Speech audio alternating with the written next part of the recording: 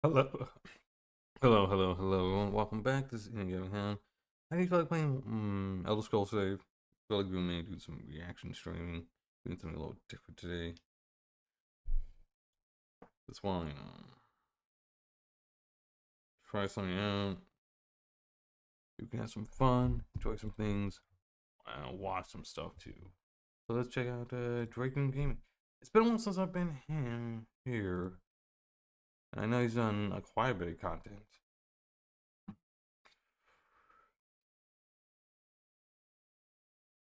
I remember I was watching Can We Wait. So I look that up playlist.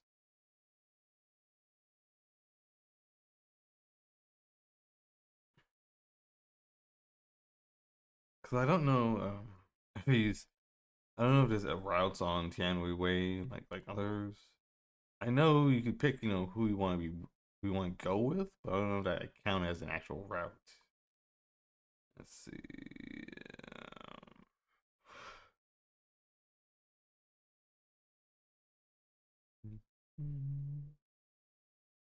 Beyond the Harbor. I remember that one. What happened to that one? I mean, it was Beyond the Harbor, and it was like some type of weird prequel or something. I can't remember when I was watching, and then kind of fell out with that one.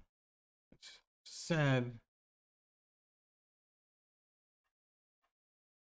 but I remember it being good. Like it started off really interesting, weird horror. Yeah, repeat here. I think was it Promise to Keep, and I think it was another show, another VN that looked. I think had maybe was it this one or something else? That like when I think when I know you have like almost exactly the same art style.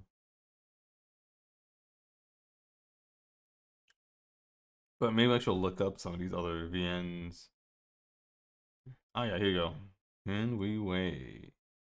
Oh wow. I think the last one I watched was Home Comforts. So you have Dragon, Striving for Excellence, Horrible Things, Calm Good. Alright, You're let's watching check Drake this Wing out. Gaming.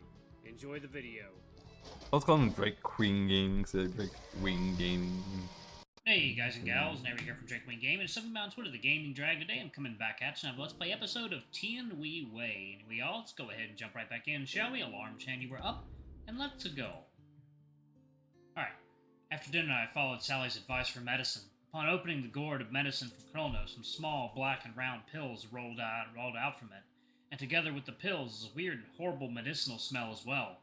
Ugh, I finally understand why that patient was screaming about refusing to eat his medicine. It smells horrendous. While doubting it, I chose to trust Chin Hu and Sally's words, and because I trust them, I'm willing to trust the seemingly unreliable doctor. I held my breath and shoved the pills into my mouth, before gulping them down with some water, quickly sinking all of it down my stomach. But as soon as the pills touched my taste buds, I felt my face turning green. Oh, for God's sake! What are these made of? Why do they taste so disgusting? Ugh! Oh, God! Ugh! Ugh! Ugh! One thing I do have to say, I do miss I miss the all the little sprite faces and anything, especially for the little character little box down here. That's very nice touch. Very anime like too. I tried to spit and get rid of the bitter taste from my mouth. I give up. At least everything necessary is done. Might as well go out and take a stroll around here. I closed the gourd, washed my hand, and took my key with me and left the room. As soon as I walked out, cold winds and flustering waves assaulted me. Feels like it's gonna get dark soon. Whew, this night wind sure makes me feel cold. Now that I think about it, I'm still not familiar around here. Alright then, where should I go? Let's go back to the parlor. I've been there, but one more time might help me memorize it. Let's go back to the parlor. I've been there, but one more time might help me memorize the way there. I followed the route Sally used to guide me to my room and successfully returned to the parlor. Just when I thought the parlor would be empty, I saw light shining through the windows and a figure who seemed buddy handling certain work. Eh? It's already this late and someone's still here? Is it Mosai who stayed behind? Figure out his back. Oh yeah, okay, so.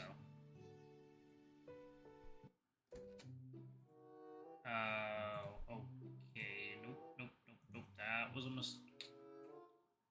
We'll go with that. Sorry about that, y'all. Kinda messed up there a little bit. Yeah, he did. So I was like, wait, you skipped this part with by you and Mo shit. Okay. It's quite late already. Is there anything I can help you with, Tex? By you, why are you here? Are you still dealing with work even when it's this late? Due to our stay in Jizao, we have accumulated some commission files that require categorization. I decided to help since this may be too much for Mosea to handle alone. Anyway, I'm almost finished So, here. I think it's like stay in Shizu, Shizhou. Cause like, cause they don't. It's not X. It's SM. Zhao, and Mao Shi. That's what I'm guessing. I'm guessing that from a very Mandarin point of view, unless these people are Cantonese and that's something completely different. But I'm gonna go with the most common version of pronouncing Chinese words, and that's the Mandarin version and the Cantonese. Even though Cantonese is extremely common, especially here in America, because they're the ones who left, Hong Kong and came to America and made a lot of the Chinese restaurants that we know and love. They're the ones who made the General Tao's chicken and all that other stuff. And it might be the real Chinese food, but in the end, it doesn't really matter. It's Americanized Chinese food. It's still food. It's still Chinese food, and it's very weird and like not the greatest thing in the world. But my God, it's delicious. Everyone loves it. Even Chinese people are like, yeah, it's just great. They're not bitching about it. They're not complaining about it. I mean, the only reason people complain or bitch about it is it's on fucking Twitter and shit or YouTube. Trying to cancel people, but you're not too worried about not too worried about getting canceled. You can eat all the Chinese food you want, all the Panda Express you want. I'll be taking these files to the record storage hall shortly. Not an easy job, it seems. By the way, how do you feel about your new room? Have you gotten all the stuff that we prepared for you? Mm-hmm. The room is great, and thanks for the pin you gave me. I don't even know how to thank you guys.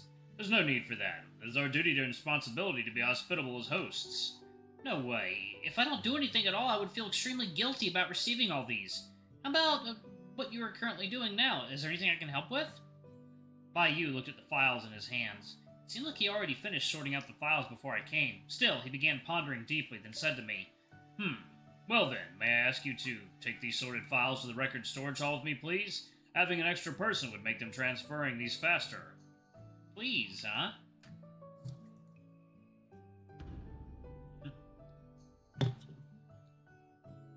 Bai Yu held out a booklet and smiled while looking at me. This action of his was a little confusing.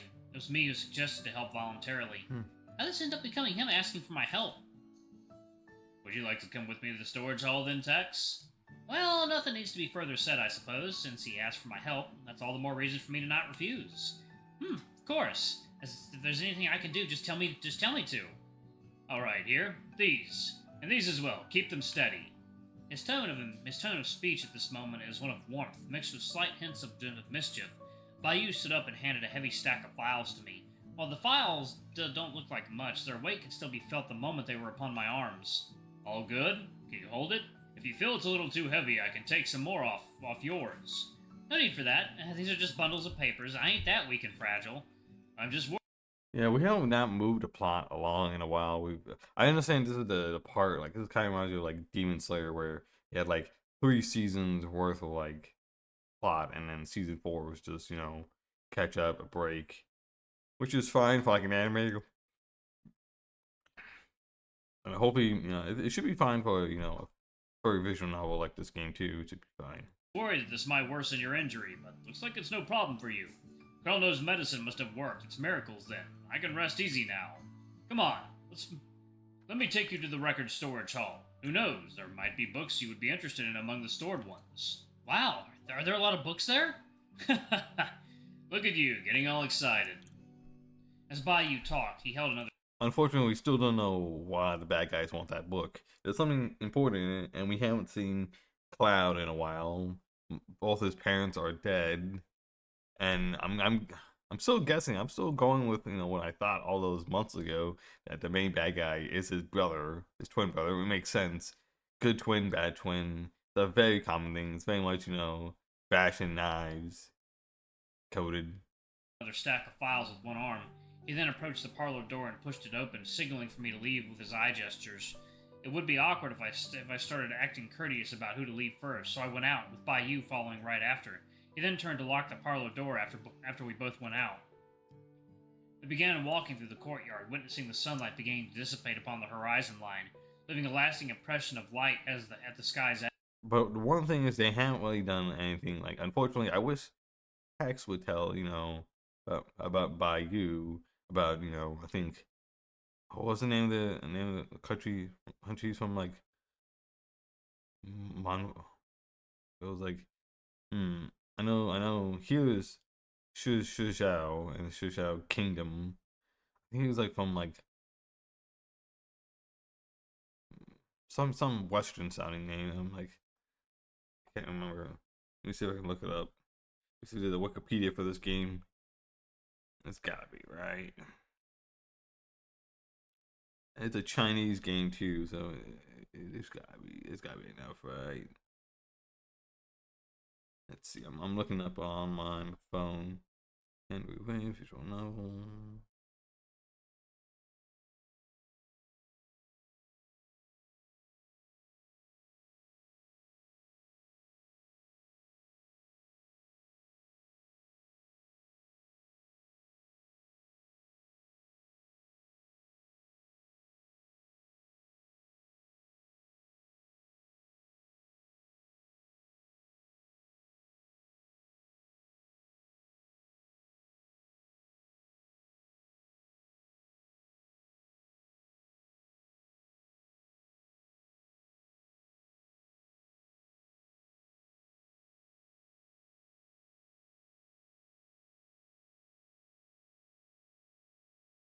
And it might be on the.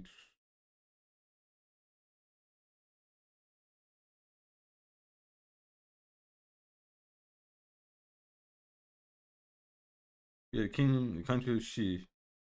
Yeah, that's right. But the kingdom's called Shizhou, I think, or the capital maybe.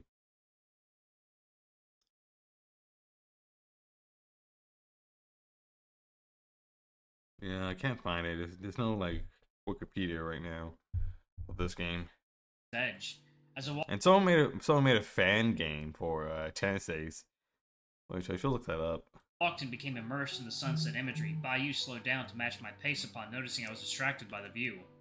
From my view, these menial tasks are far from returning the kindness and favors they gave me, but still, it makes me happy that there are at least something I can do. There's something I can do to help them. On the way there, my tail wagged back and forth in happiness, being able to help out. Also, I seem to notice Bayou looked quite happy too, even though wolfkind's tails aren't as mobile as us canines, which meant, unlike us, theirs can't move in great movements depending on emotions. But I can feel it. A sense of joy and happiness is radiating from Bayou. Apologies for giving you such little food on your first day here. Were those 2 buns enough for you? If it's not, I could always go and prepare some more for you. No problem. It's enough. The buns are quite big. Even having one of them is enough to stuff me. Is that so? For Chinhu's case, he'll require at least 5 of those buns of exactly the same size. Honestly, I don't think everyone has an appetite as deep as him. Remember the buns he brought back this morning? I felt like he was using his appetite level as the measuring standard for us. See if my tea is cooled down.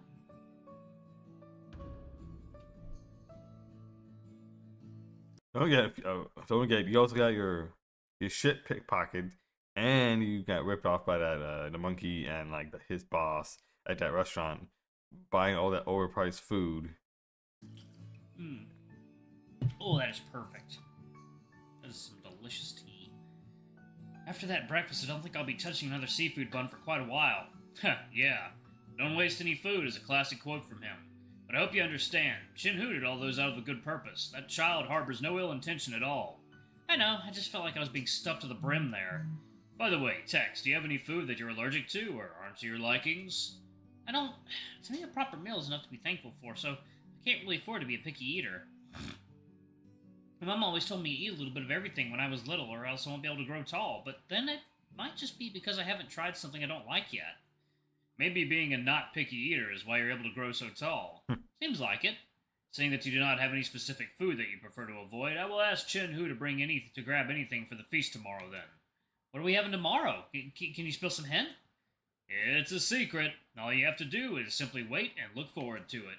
Bayou turned and smiled, with a lingering sense of mystery churning beneath, and a touch of kindness that's unique to him. We continued chatting along the way, and before I could realize, we arrived before a small loft. Unlike thanks to the internet, there has been a huge explosion of seeing, you know, kimono furs. Oh, well, Asian like anime style fursuits from like Japan and China. They're very awesome, great, cute, adorable. I haven't seen too many from Korea just yet, but maybe we need to find some more. We need to find some Koreans.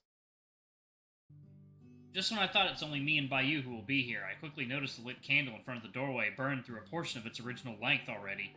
It seems like someone is already here before us. In front of us is the record storage hall. Candlelight may be present, but still, be wary when going up the stairs. The environment is still dark after all. I will. And the light is still shining, so is there, someone who's here before us? The job of organizing the files is a group effort, which is why I asked Mosiah to come here first.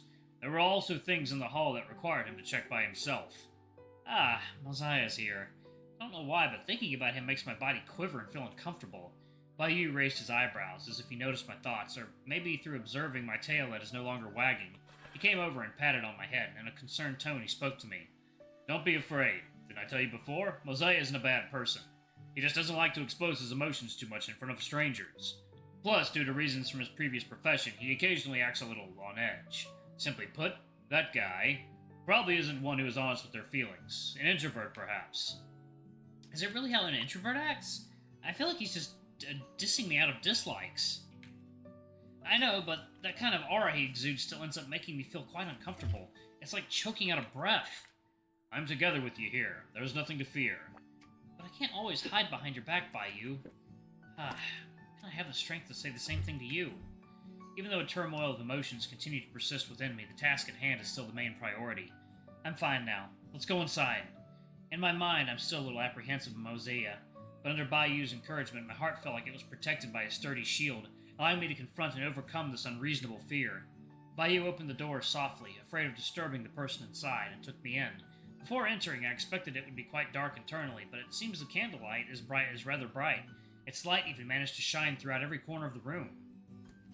We went further inside. Countless shelves of varying sizes are neatly arranged within the room, with stacks of books and files of different sizes and height placed upon the shelves. Some of the archive reading materials even emit a smell of antiquity, and in front of us, not too far away, several tables can be seen.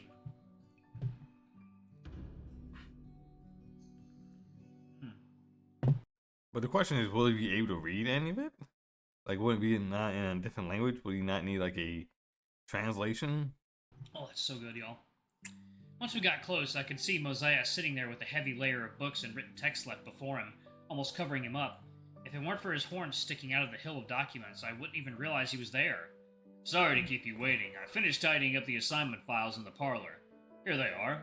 Do you want to look through them again, or just place them straight to the shelves? You're here. He raised his head to look at us, as if he didn't notice our arrival. For a moment, his expression changed, seemingly surprised at my appearance here, yet he quickly reverted back to his serious face. Will you need to look at the files in our hands one more time? I trust your work. There is no need for me to go through another time. Place those straight to the shelves. Then Mosiah turned his attention to me. And why are you here? Shouldn't you be cleaning up your room? I already finished cleaning and had some spare time left, so I thought of going out for a stroll, then bumped into Bayou checking the files in the parlor, so I volunteered to help. Don't be a bother to other people. This isn't a place for you to casually hang out. I finished with this sentence. Mosiah continued to focus on the documents. For some reason, every time he talks to me, I can feel an inexplicable sense of hostility. I ended up getting silenced without a word to respond after he just said that. I invited him to help with carrying the files. Instead of causing troubles, he has been a great help to me. As long as he doesn't make a mess or randomly touch stuff here, you're free to let him do whatever. As soon as the silence returned, Bayou came over and patted me on the shoulder, giving me a signal that seems to say, looks like there won't be any problems. Come on, over here, with his eye contact. I nodded and followed him from behind. I quickly turned and looked at Mosiah one more time, who was still burying his head deep into the burden of work. Only for our eyes to meet. Those blood-red pupils of his are just staring straight at me. Is this his way of saying I will keep an eye on you all the time? Don't you dare attempt anything suspicious? Yeah, probably. I followed Bayou between rows of bookshelves, where he handled the induction of the files into their corresponding shelves and drawers, while I am tasked with standing beside him and hand over the correct files whenever he speaks. Next one. May. Royal Capital. Lulu Street. Assignment from Mr. Qian Jiang. Okay, here it is. There's no need to panic over this. I have no intention of rushing you. Just check the files and hand it to me at your own pace. I'm afraid of wasting more of your time by slowing down. Next one, June. Mount LeMay. He Family Village. Miss Healy's assignment. June, found it! Here! After busying ourselves for a while, we finally finished organizing all the files in our hands and arranged them onto their appropriate shelves. I sighed lightly and patted the dust off my clothes. Alright, y'all, I'm gonna go ahead and pause it right there. Thank y'all so much for watching. Don't forget to like, comment, subscribe, and that notification bell. I love you all, and I shall see y'all in the next. Oh, was this post a month ago? Alright.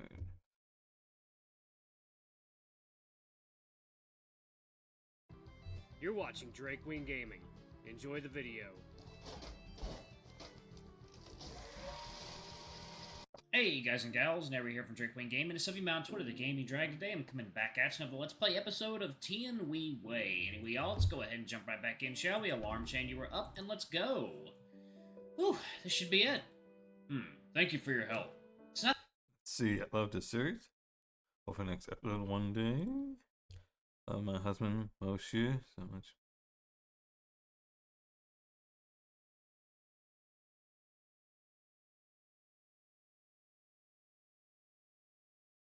Well, apparently he has some type of trauma. Well, that's what you mentioned in his previous job, so it makes sense. Nothing. These small jobs ain't too difficult. You guys are the ones who worked hard. Mosea, you've already finished your errands downstairs? Sure took you so long over such a tiny job. The dragon came over, and the first thing that came out of his mouth was a sarcastic remark straight to my face. It felt like a bucket of cold water poured all over my passion, extinguished in an instant. It's a lot more blue Seemingly now. just finished his job. He approached us while having a stack of files with him before tossing them at me suddenly, while I panically caught them before they touched the ground.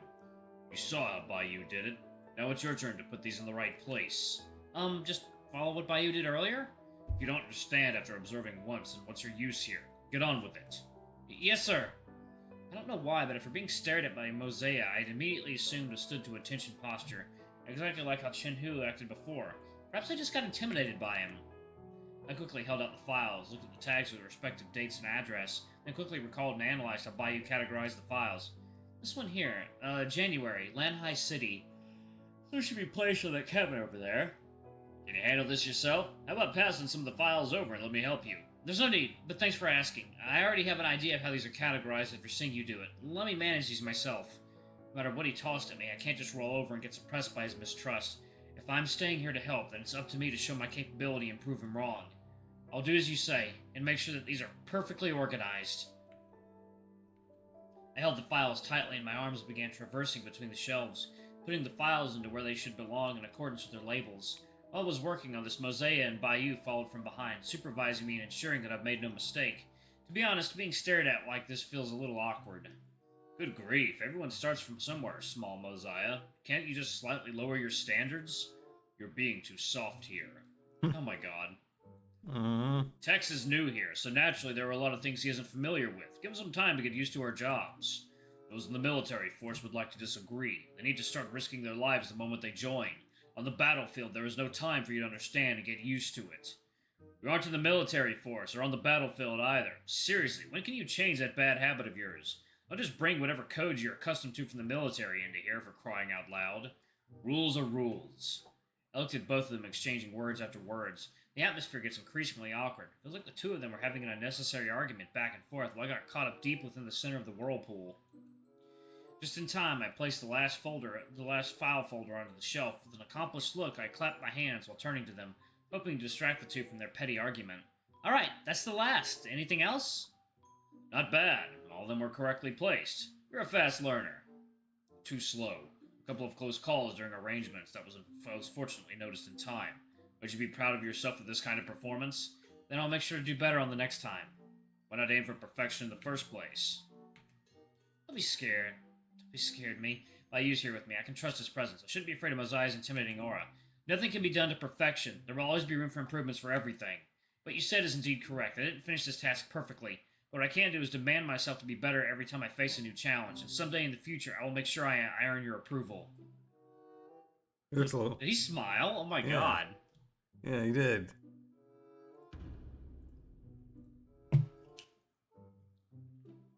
Tex. At one moment, I don't know whether it's my eyes playing tricks on me, but I think I saw my Mosiah's mouth upturned a little. Even just for that one moment long, I definitely felt a change from his personal aura. Eh? Did he just smile? Did my eyes go blurry or what? Not bad, I suppose. Stay more focused next time. He actually said not bad. At least I can accept this as a compliment from him. Began Mm-hmm. Me too.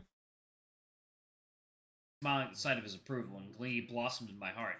What's with that dumb smile of yours? Look at you, clumsy and uncoordinated like a tortoise. How about training your hand-eye coordination more when you're free so you don't waste too much of my time next time? Alright, looks like my thoughts went ahead of me. That must have been an illusion.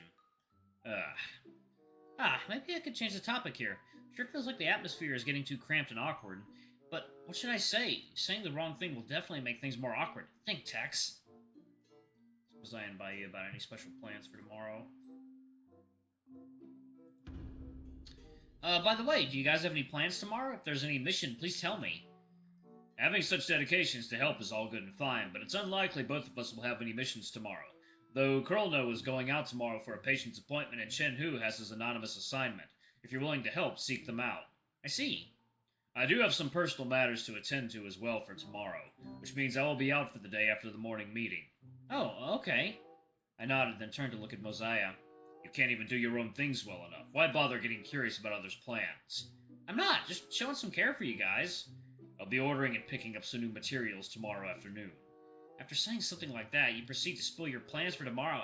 How unstraightforward are you? Oh well, looks like both of them won't be free for tomorrow. Aren't you going to tell us your plans? Eh? I'm asking about your plan. Oh! I actually made that question on impulse just to change the conversation topic, but now that I think about it, I actually don't know what to do tomorrow. Maybe just a wander about the city? I'm new here. There's places I want to go. A fine and reasonable plan, but is it fine for you to go out alone? With that dumb head screwed on your neck, what will happen if you get lost? I wouldn't go about wandering alone if I were you. Am I that dumb in your eyes? Thinking back about the things that happened to you in Zhijiao, I am getting a little worried myself.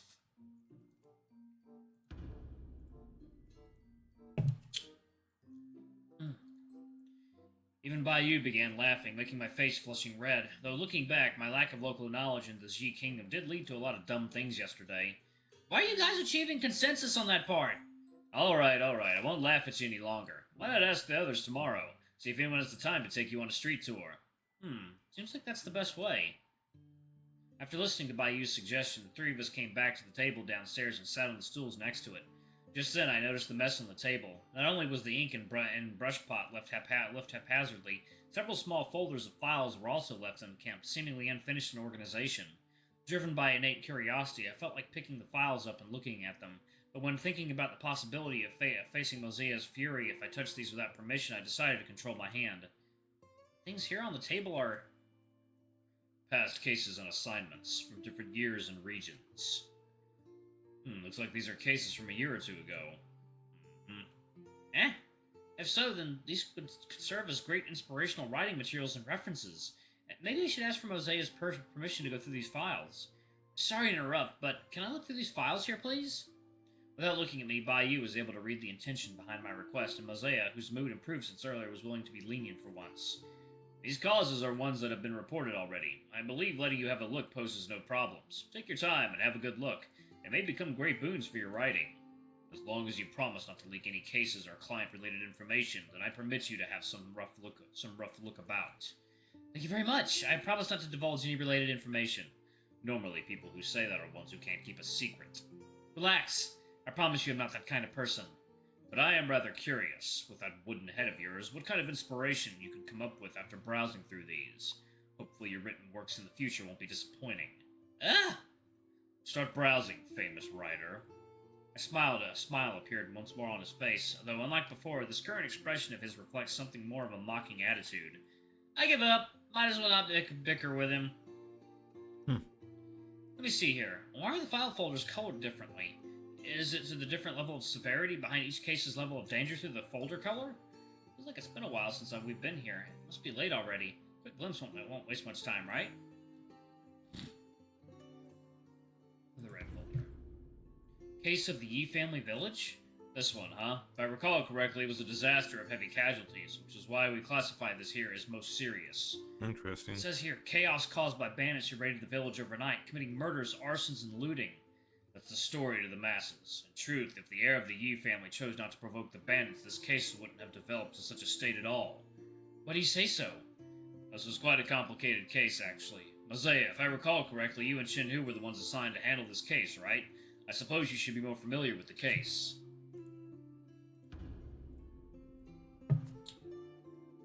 The bandits sustained their livelihood by asking for road fees along the mountain roads from passerby.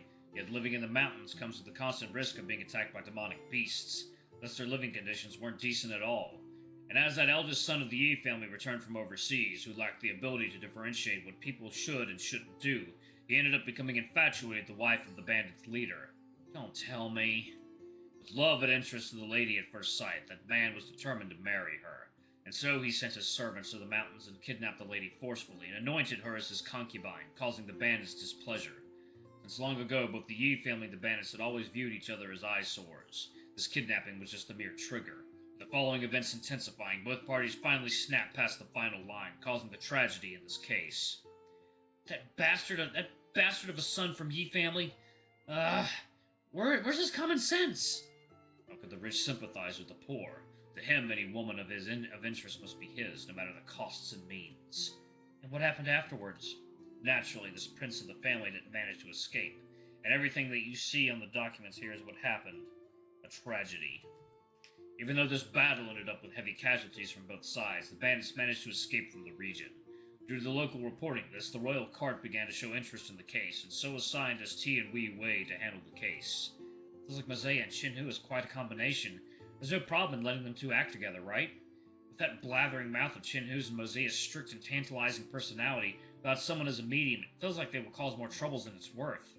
I continued to flip through the pages looking through the files and found a yellowish newspaper page, and on it were these written in large words. Bandits attacked the Yi family mansion and village for a beauty of the century. Who's this beauty of the century? What's this? The news of the case? Alright, y'all, I'm actually going to pause it right there. Thank y'all so much for watching. Don't forget to like, comment, subscribe, ring that notification bell, and check out our Patreon if you can. It always helps. Anyway. Well, the case was kind of interesting. But nah, let's see. But like so far, Moshe still kind of a dickhead. Hopefully, grow. Hopefully we can see more. Hopefully we can see more sides of him. So far, Bayou and Bayou and Shenhu, not much to them. Not much to Krollo or Sally. Not much with them at all. Putting one note characters, even the bad guys, all kind of one notish as well. The only one who has any I guess different parts of himself is Tex. That's it.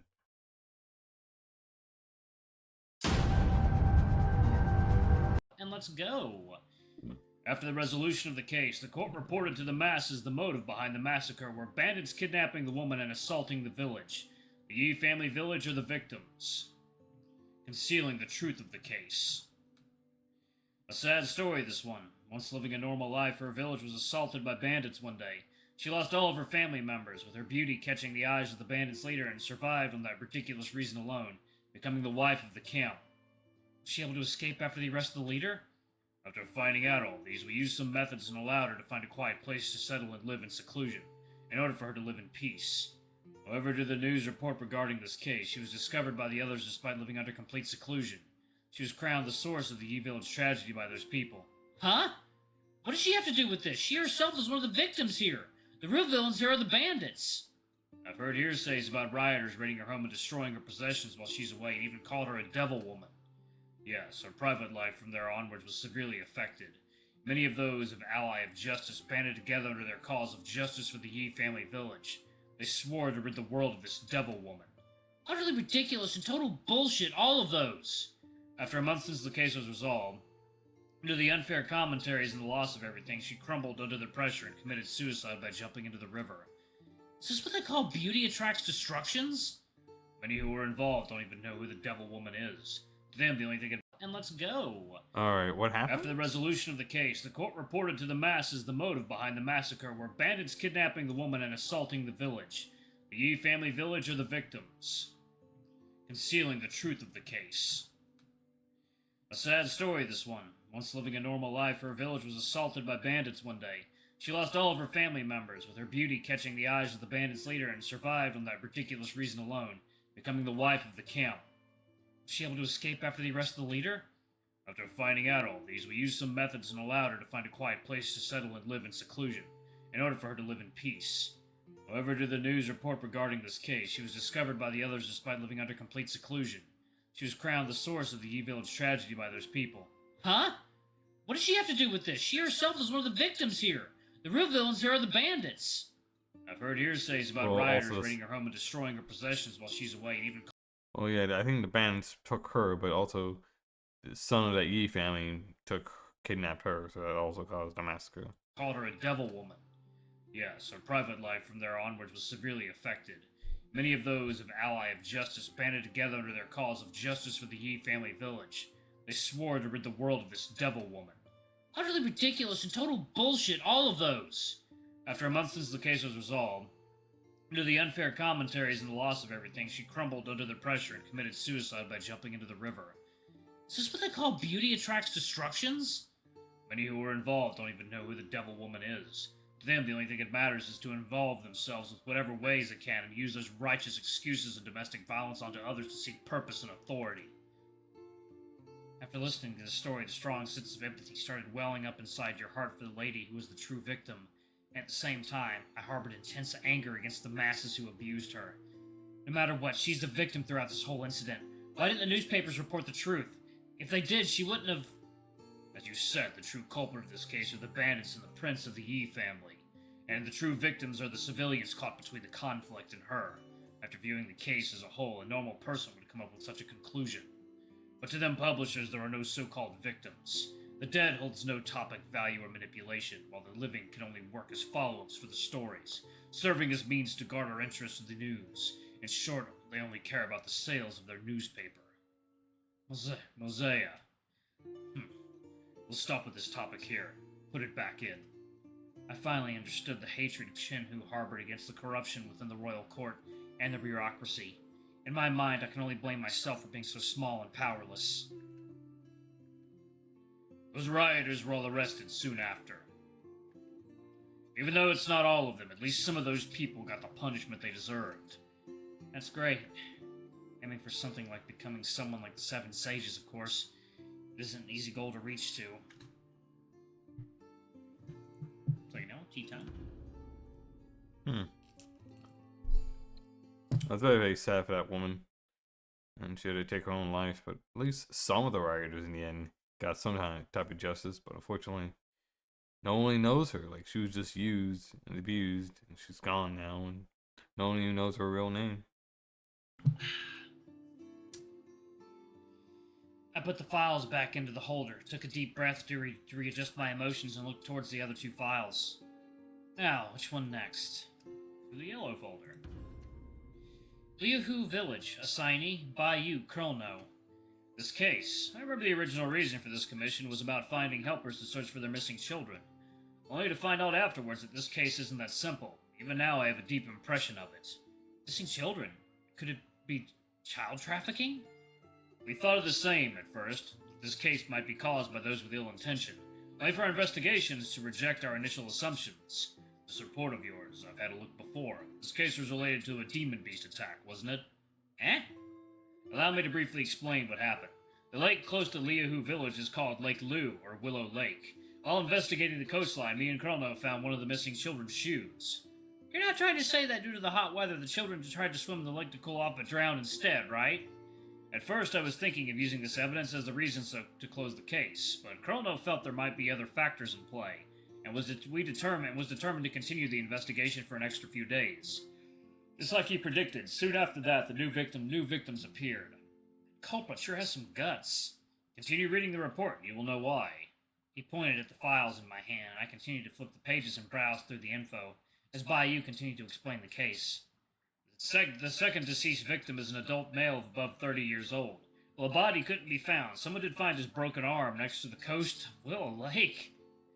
And upon the severed limb, Colonel found some teeth marks, which were signs of biting and tearing. Severed limb, bite marks. Now do you understand? I've heard of a demon beast that lives in the hidden reefs of the ocean. Their song-like voice attracts those who pass by. After luring the victims in, they drag them down to drown them before feasting upon their corpses. Residents of the ocean call them sirens. Not bad, you were able to get half the answer right. Sirens are classified as highly dangerous level demon beasts, but this one is clearly lower level. Here we call these water monkeys. They're small-sized demon beasts without high levels of aggression. They're mostly carrion feeders, but their skin pores secrete a hallucinogenic gas. Those who breathe the gas in would be assaulted by illusions and be attracted towards the beast. Different people would see different scenes. Children could see similar-aged children playing in the lake, calling to them, while adult males could have seen a beauty, inviting him in a lustful temptation. It could also be illusions of treasures or even deceased relatives. In the East, we would call this type of small-sized demon beast as small ghosts. I recall that in the West, they were referred to as gnomes or goblins. I've seen one before. Different names, but basically the same in nature. I do recall when I was little, I've seemingly met a demon beast of this kind on an evening of a family camping trip. Yes, small ghosts love targeting children as victims, due to children's weaker immunity and resistance. They can hardly resist the effects from the gas. But how did you escape from their clutches back then? I couldn't remember much, but I was going to the loo during midnight when I saw some children of similar age in the mists. They were playing quite happily, too.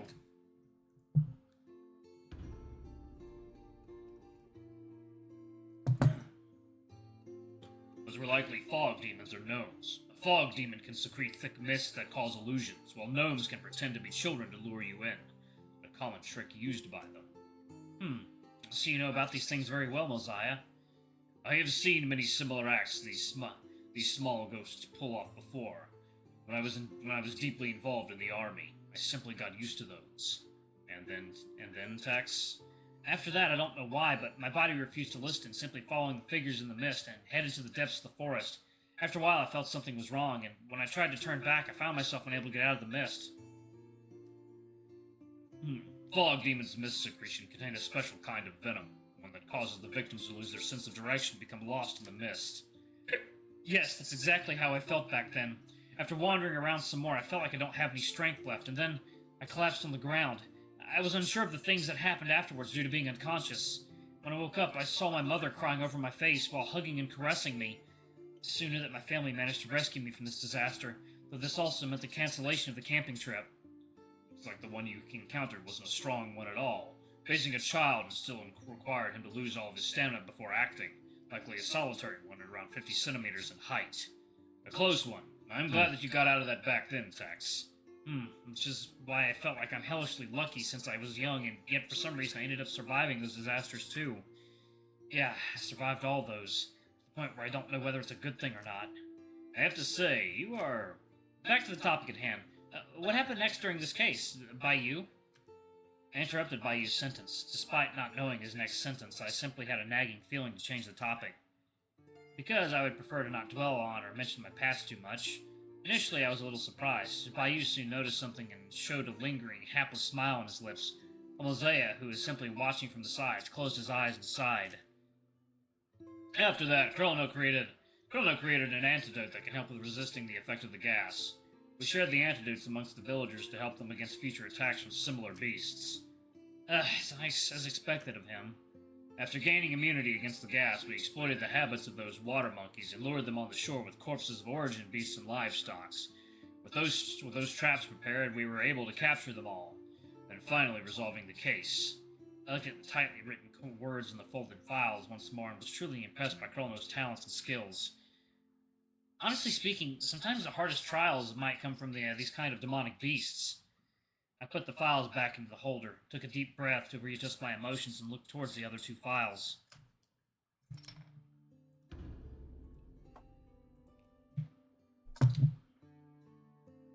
Now, which one next? That was a pretty interesting. So far, all these stories have been pretty interesting.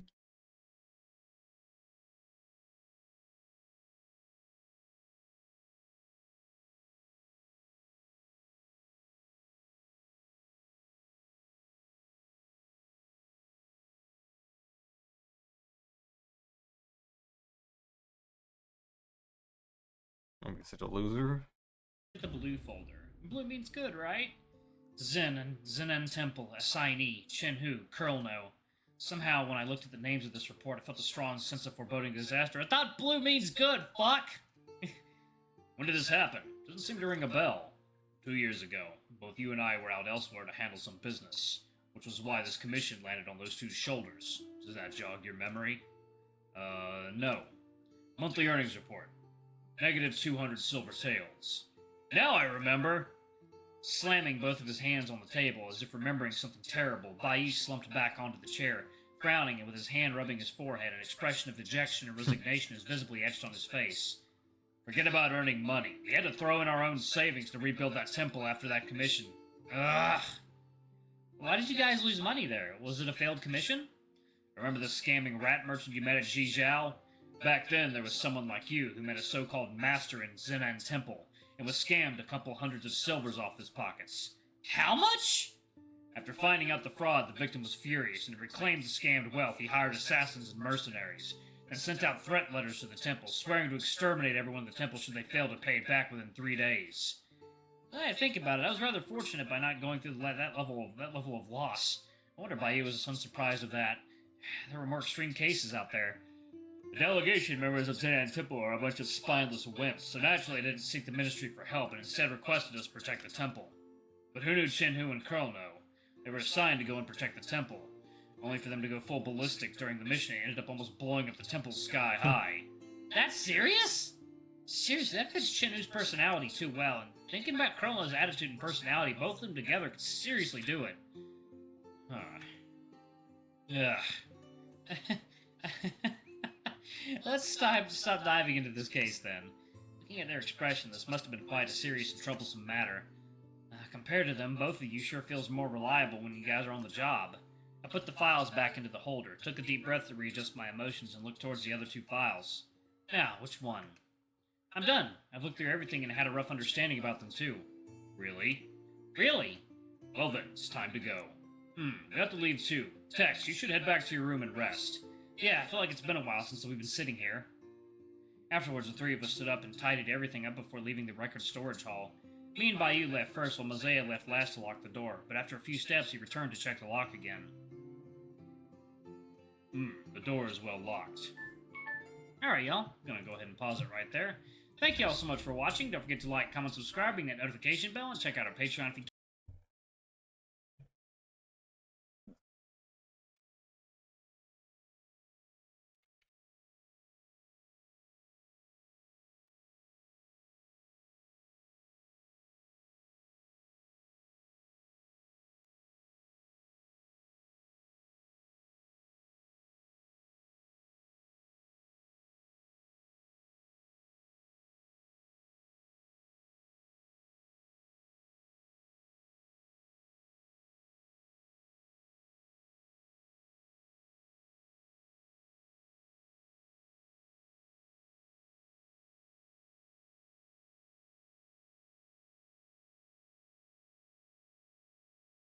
Yeah, alright then.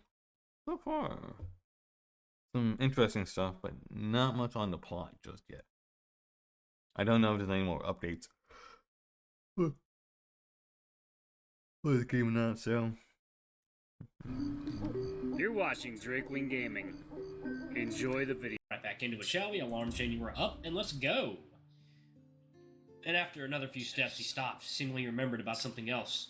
Did I forget to put the second lock on? I remember I did, or maybe I didn't. What is it, Messiah? You two go first. I'm going back to check again. But you checked for quite a while the moment you left, and confirmed the 2 locks are indeed locked. And you just went back to check another time. A third check to ensure there was no fault. Messiah turned and started walking back to the storage hall, then suddenly turned back to look at me. Looks like he wants to say something to me, but hesitates to do so. Anything you would like us to do? None.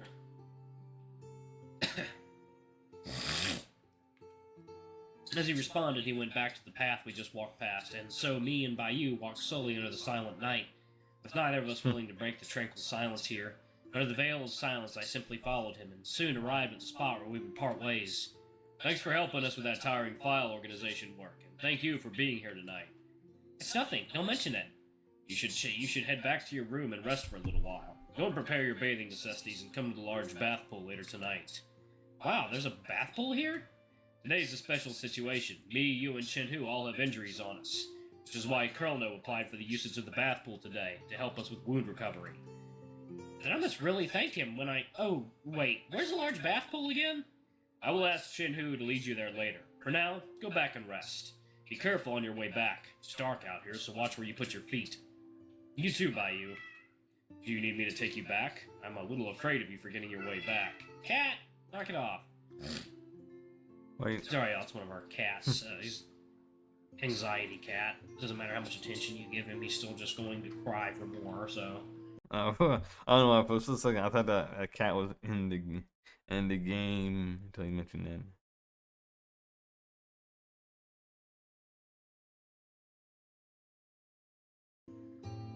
No need for that. I'm not a kid anymore. Bidding goodbye for now, I returned to the front of my room, following the path I came from originally. I looked up at the sky and realized time flew by during my stay at the record storage hall, making me a little nervous in the emptiness. Thankfully, candlelights decorated the sides of the path, allowing me to set sight on the path. Just then, several dots of light green appeared in my sight, dancing in the air while shining like the stars. These are fireflies. Heh, how beautiful. I walked over tentatively and crouched near the fireflies. Looking at them, Mosiah's reprimanding expression appeared in my mind. Mosiah's here now. He's definitely going to say something like, "What's with that dumb smile of yours?" Strangely, the more I ignored the thoughts about him, the more his voice resonated in my head, and those annoying quotes he directed at me. You're having a stroke in your brain, or did you sprain your facial muscles? What kind of person would smile like that just by looking at fireflies? Ah! What am I doing? Why do I think of him in such a moment? Stop it! Stop it! I scratched my head, trying to chase Mosiah's voice out of my head, and the fireflies seemingly noticed my presence. I started changing their flight path, and in the wind they began flying towards the backyards faster. There you go. Water time.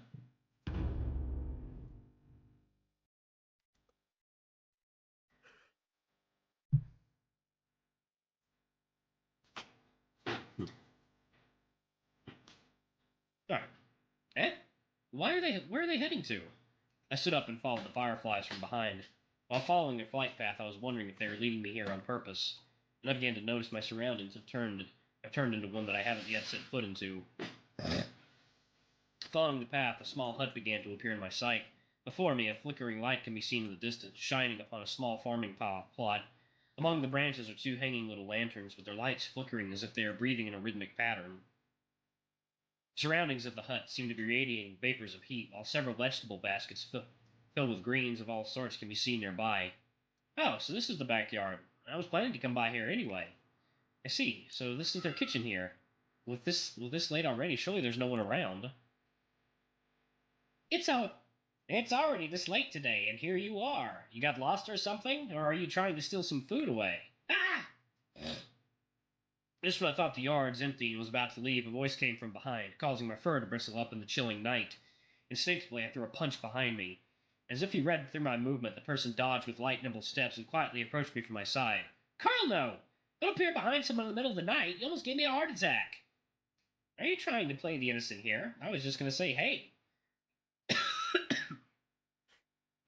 Who knew you'd jump high like a spring and then proceed to line up a right hook into my lovable face? If that punch of yours landed on someone who never had any martial arts training, I'm afraid you'd end up sending them to heaven on the spot. I don't throw my punches that hard. I can control my strength properly. Even though I said that, I did throw my punch just now and almost injured someone, so ultimately the fault lies with me. Thinking of this, I decided to apologize to Kurlno. Sorry about that. And by the way, why are you here this late? Oh, trying to reverse question me, are you? Shouldn't I be the one to ask you this exact question? He's right. I'm a newcomer and an outsider. Coming here in the middle of the night by myself is quite inconsiderate of me. I was helping Bayou and Mosiah with their tasks in the record storage hall and found some fireflies in front of my room flying towards here. Out of curiosity, I just, followed. There's a saying of how curiosity kills the dog. Coming out like this in the middle of the night, are you not afraid of some bad guys jumping on you? Which is why I'm thankful that I met you. You're not a bad person. When did I say I'm not a bad person? Look me in the eyes and try saying that again. Kurlno tilted his head and approached me with a wicked smile and a glint in his eyes. He's staring at me like he has some mischievous intents. No. No? He owed in a thoughtful pitch and waited for more responses. Not only from Chin-Hu and Sally's repetitive reminder and words, I also don't feel any threatening aura from you as well. I've seen my fair share of evil people, but from you, I felt no similar aura. In fact, you're the exact opposite. You healed my charm and even gave me a gourd of chi restoration pills.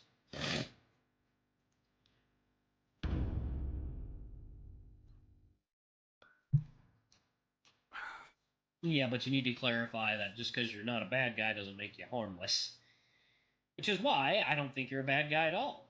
I don't even know what I'm saying. Perhaps I just said the first thing on my mind. To my response, Colonel simply responded with a smile. His strange signature smile lingered on the corner of his mouth. He began taking a few steps back, keeping his distance. With that naiveness of yours, you must have gone through a fair share of frauds and scams in Jizhao. Huh? How did you know? Why, you didn't mention any of those to you guys. Technically, I really don't know what happened to you in Jizhao. I accidentally let that one slip out of my mouth. Though, from that reaction of yours, looks like I was right. Curses! I got baited into spilling it out. Ha! Alright, I'll stop teasing you. If there's nothing you feel like doing, hurry along and go get some rest back in your room. It's already dark and empty out here. You're really not afraid of thieves. No, if you do encounter thieves with that skill of yours, I suppose the thieves are the ones who should be afraid. Alright, I'm going back now. Looks like tonight isn't suitable for any further explorations and could even leave troubles for the people here in Tianhui Wei. But after a few steps, I suddenly remembered that I have something to ask the Colonel now. But the question is choking me in my throat. I turned to look at the figure in the distance. Currently heading in the opposite distance. I wanted to ask, but the guilt within is silencing me. Even so, I still wanted to ask about Chin-Hu and Bayu's injury and condition, since it's because of me that they were in trouble that day. When I was attacked in Jizhao, Chin-Hu and Bayu saved me, but both of them are injured because of me. Are they alright? Confused, Colonel stood there silently for a few seconds, before turning slowly to face me. His face currently lacks the playful and teasing look he usually dons. Bayu and Chin-Hu are fine, just some simple scrapes and bruises. You can rest easy with it. Besides, do you think this kind of injury is difficult for me to heal? This is the reason I'm here. I thought you would joke about it, like saying it's serious and a pretense, and tell me it's all a joke or something in the next second. I am a doctor. I will never make jokes about a patient's injury. If the patients are our comrades in Tianhui Wei, I will especially not make fun of such a situation. So, are there other things you would like to ask? None. I'm glad to know they're fine. With that, the boulder in my heart is finally put down, but somehow, with reasons I've yet to understand, guilt and remorse remain for dragging Chin-Hu and Bayu into this mess. If I were any more stronger. This is an interesting CG right here. Let's see, what is he going to say? Or do? Suddenly, a faint green glow shone before me, and the surrounding began to brighten up under the glowing aura. A small hand approached and laid upon my chest. I looked in front of me to see Colonel staring at me, with a green halo revolving upon one of his black horns. Are you blaming yourself over this? You saw through that too? Ooh, that's beautiful. Completing a commission from a client is our job. You give us the money, we do the job. Injuries are only part of it, because this is a job, understand? You are the client here. Why do you feel guilty about this? Chin-Hu has been like a brother to me. Bayu allowed the chance for you guys to accept me, and on top of that, they saved my life. Yet all I could do is being useless and a burden. What made you think that way, Tex? I lost everything in the past, and happiness that I managed to earn was robbed off me again and again. Finally, after all this time, I finally had a new family. And now I'm here in the Ji Kingdom all alone, but all of you are willing to help me, to accept a foreigner like me, which is why, to me, Bayu, Chin-Hu, and everyone here in Tianhui Wei are family to me. Maybe you guys think it's none of my business, but to me, I want to protect you guys. I want to protect my family, and not be the one who is protected all the time. I can feel my throat drying up, because more and more uncertain how to express this any further. Krolno, as of now, is adopting a very serious look, seemingly in his thoughts. The minimal changes upon his expressions makes reading his thoughts and feelings impossible. Seeing him like this, a stark contrast to his normal relaxed state, makes me quite uncertain how to respond. Krolno? You are an interesting one, you know. Eh? Kono put down his hand and looked up at the sky, before sighing softly into the empty canvas above. The dark green halo continues to revolve around his horns, turning slowly. Chen-Hu is a simpleton, but he's willing to put himself in perils to help his brothers. Since he sees you as a brother, then it's the same for me. Bai might be too nice to others, but decisions he makes are done with consideration.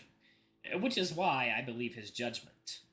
Even though Mosea is a nerve-wracking person to be around with, he always upholds rules and laws while focusing on all the details.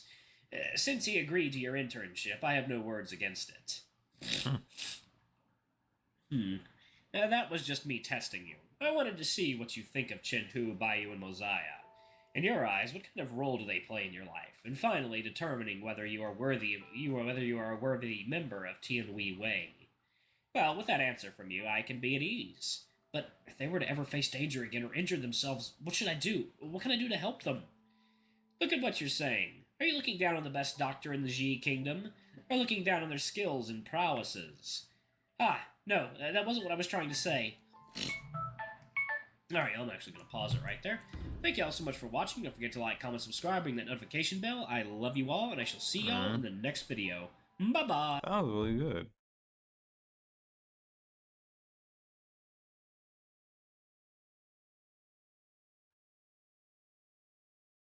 This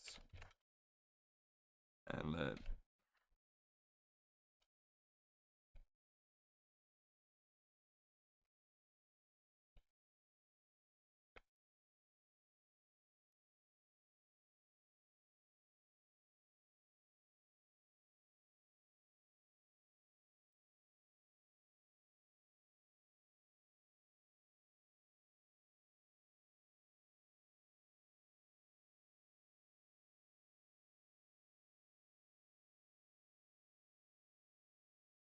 yeah, it's different than most anime docs. Most anime docs wouldn't care, just be like super obsessed. That's it.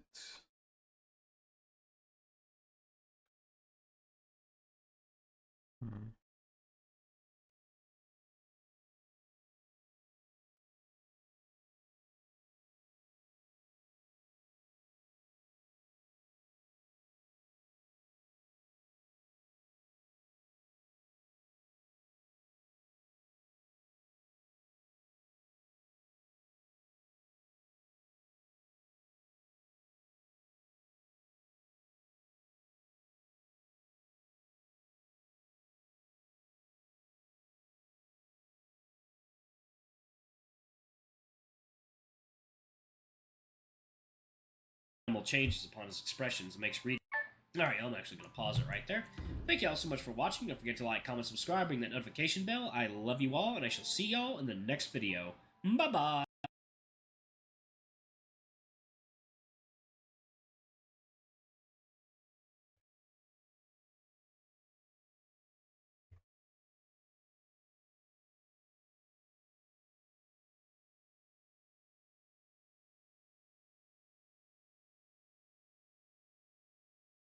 Let's see.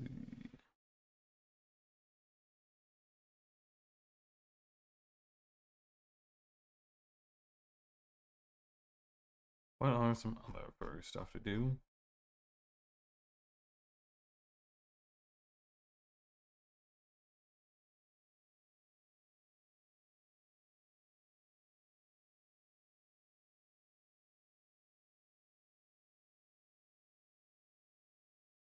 I know he has some interesting furry content. Let's see, anything good? Let's see. 5 furry manga that you should must read. Top 10 best furry mangas of all time. 5 you must read.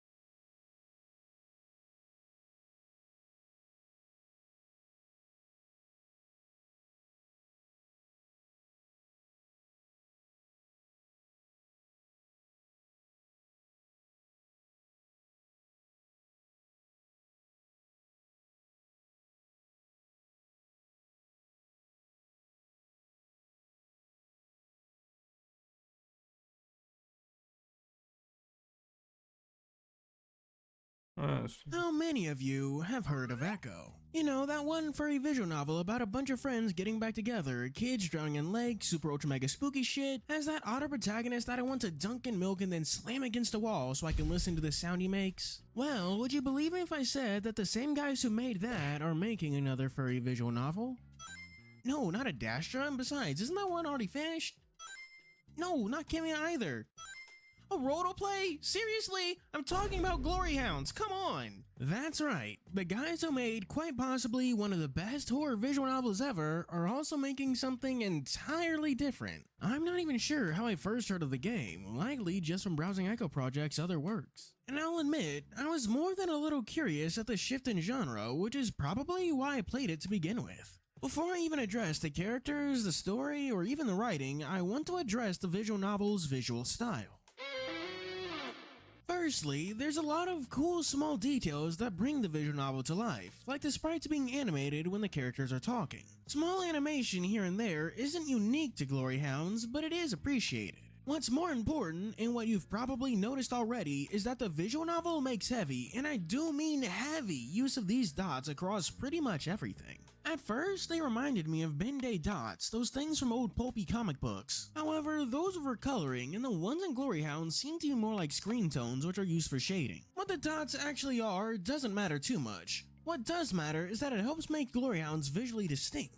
It harkens back to those old wood pulp comic books I mentioned before, but there's also the game's CGs. I know Glory Hounds is far from the first visual novel to do this, but it is the visual novel that does it the best. Not only does the comic book style fit this story about superheroes thematically, but the art often plays with the panels themselves. Like one panel where the good guy points all dramatically at the supervillain, and only for that to switch when he realizes he doesn't remember the bad guy's name. And the composition of these comic book CGs is actually really good. One moment me and my chat noticed in the most recent chapter was this. The panel focuses on just the plant, implying a close-up zoom-in shot, only for the rest of the panel to reveal and reframe the flower by adding a character for perspective. It's a good application of the medium since this isn't something you could really do in a paper comic book. And then there's times when the story breaks the fourth wall to have some fun with itself, keeping its light-hearted and comedic tone in its own unique way. Like a supervillain interrupting the inner monologue to tear through the comic book and complain about a flashback interrupting him. Though my favorite has to be when they do a black and white noir style and all the characters just ask, how the hell did you do that? It's stupid, it's fun, but it's very important to Glory Hound's identity and differentiating itself from its much more popular horror older brother. Glory Hounds never takes itself too seriously. Well, no, that's not what I want to say. It's more like Glory Hounds doesn't try to be realistic. To rehash a point I often make about Echo, one of that visual novel's greatest writing tricks is how realistic it is. At first glance, the main cast seems to be made up of those usual tropes you see in dating sims. And then we get the ending of the prologue, where Flynn pretty much dresses down the entire cast for acting like those tropes. Even yelling at Chase, that otter protagonist I mentioned earlier for those that don't know, as a stand-in for the player to stop ogling the rest of the group like a to-do list to be completed.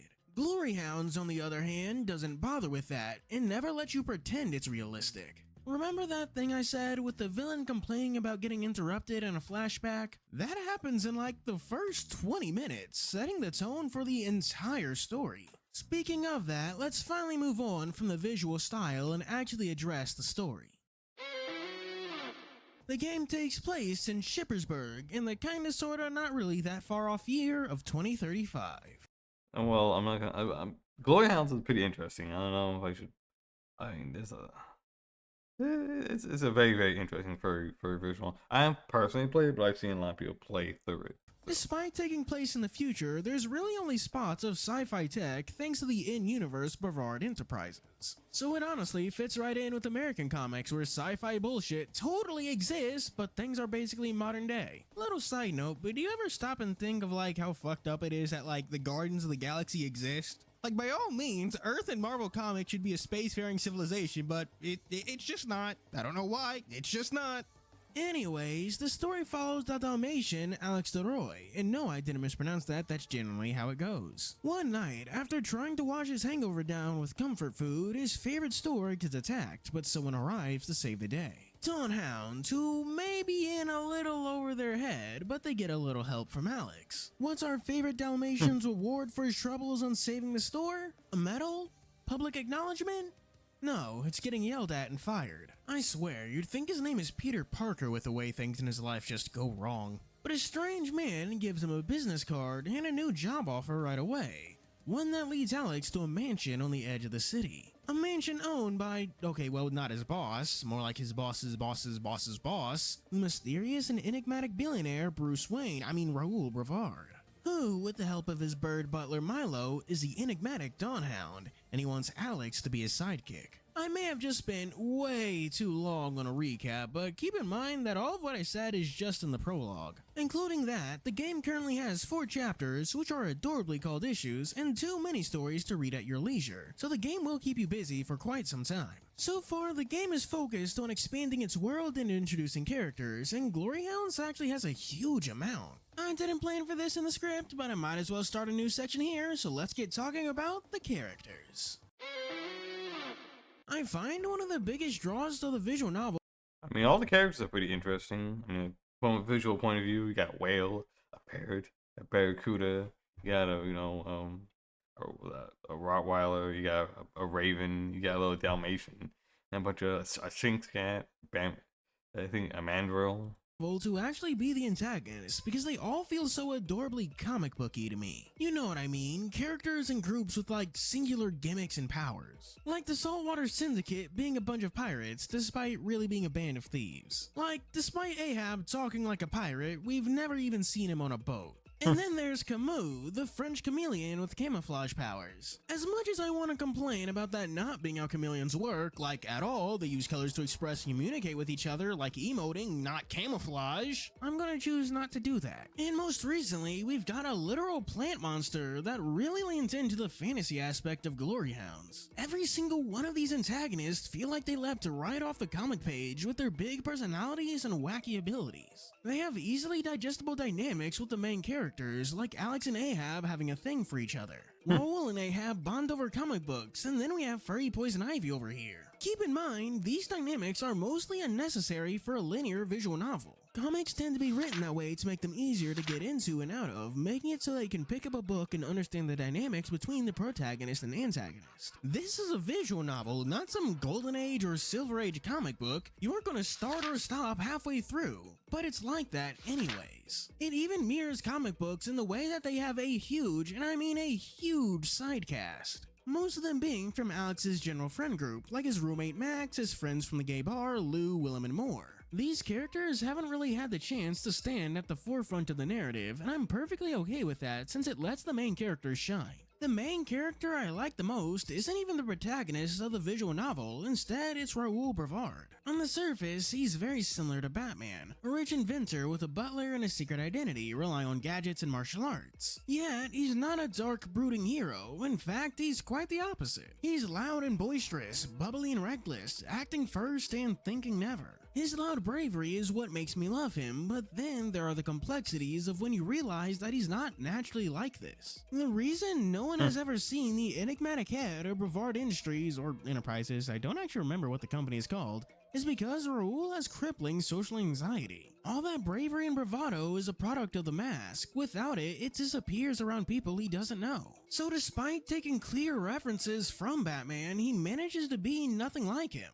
And then there's the actual protagonist of the visual novel, Alex. He manages to land at that sweet spot where he can serve as an everyman protagonist. He's a lot like Spider-Man if he had no powers, and was also a gay furry. He's here because he wants to do good in the world and is probably in the most over his head since he doesn't have the training Raoul or Milo has, and is instead forced to make do with his grapple gun and quick wit in a lot of instances, but there does seem to be more larger cosmic powers at work. And those powers have a particular interest in Alex, which sets him up nicely as plot important. The last of the main characters we have is the crow Milo, who takes on the role of the metaphorical but not literal, or well fuck, maybe he is the literal straight man because I don't think we get any clear confirmation on his sexuality either way. Rather than being a father figure like Alfred is the Batman, Milo takes on a more of a friend and mentor role in the narrative. Not only being the one who taught Raoul a lot of what he knows, but he's now also teaching Alex. His subdued nature and genuine experience means he's probably the most competent of the group, but he's also reluctant to get involved too heavy in the superheroing. What's more is that the visual novel is putting more emphasis on exploring both Milo and Raoul's relationship. It's an offhand remark in the most recent issue, but they do mention an unnamed she as the tensions between them flare up, clearly setting up some sort of important backstory to be explored later, and it's one that I'm super interested in, because it's genuinely rare we see either of these characters so mad, so for Milo to say something that cuts so deeply is weird. And for Raul, this normally happy-go-lucky guy to respond in kind, putting emotion over the mission when civilians are in danger. It's a moment that really stuck with me. I figure more will be elaborated on when we finally get some Dawnhound backstory. For the time being, you'll have to tide yourself over with those side stories the game calls Pocket Editions. They're pretty nice, low-stakes shorts that were longer than I thought but not super long, like 10 minutes to read through. My personal favorite of the two Pocket Editions is the one focusing on the two minor antagonists, Paul and Ishmael, who work for Ahab trying to get him a birthday present. It's short, it's funny, and gives some more personality to these B or C tier characters. This is the part where my script for the video kind of ends because I didn't finish it, so I guess I'm just gonna have to go stream of consciousness here. Glory Hounds really is one of my favorite visual novels. It's genuinely funny, making me laugh quite often. Yeah, it's sad that friggin' Smoke Room is no longer part of the Echo Project, because goddamn, I love that shit. And yeah, I will be playing it. I'll be sitting down and playing more. I need to sit down and play a big chunk of William's Path. Like I said, they redid like one of his chapters, like one of the later ones. So I'll see a difference in that. And at its stupid little jokes. And I love how much it appears to love actual comic books, not just things derived from it like the MCU. It makes the visual novel really stand out as its own thing that I haven't seen anyone else try to copy. It's not slice of life, it's not drama, it's a genuine action adventure that revels in its inspirations. I want more. I desperately need to see what else is going to be thrown into Glory Hound's crazy pot. Is it going to be aliens, psychic powers, gods and demons? Probably? Maybe? I really don't know. It has a world where anything can exist and you just don't question it. Like, if you play a lot of furry visual novels, hell, if you play a lot of visual novels in general, then Glory Hounds will be a pretty unique experience. And that's why I'm desperately recommending you play it. The video is shorter than what I would have liked, but it is what it is, so why don't you like and subscribe while I go to our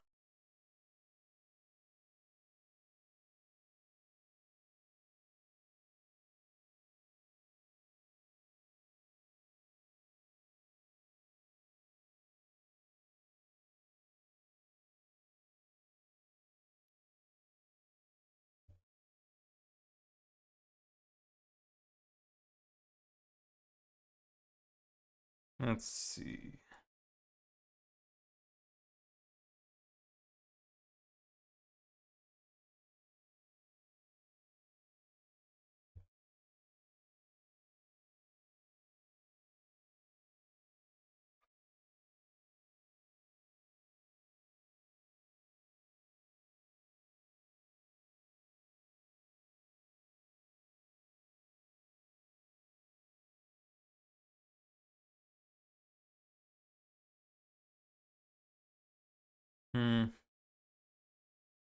Does he review any other furry visual novels?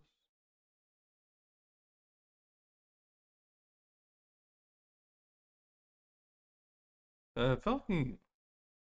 Let's see.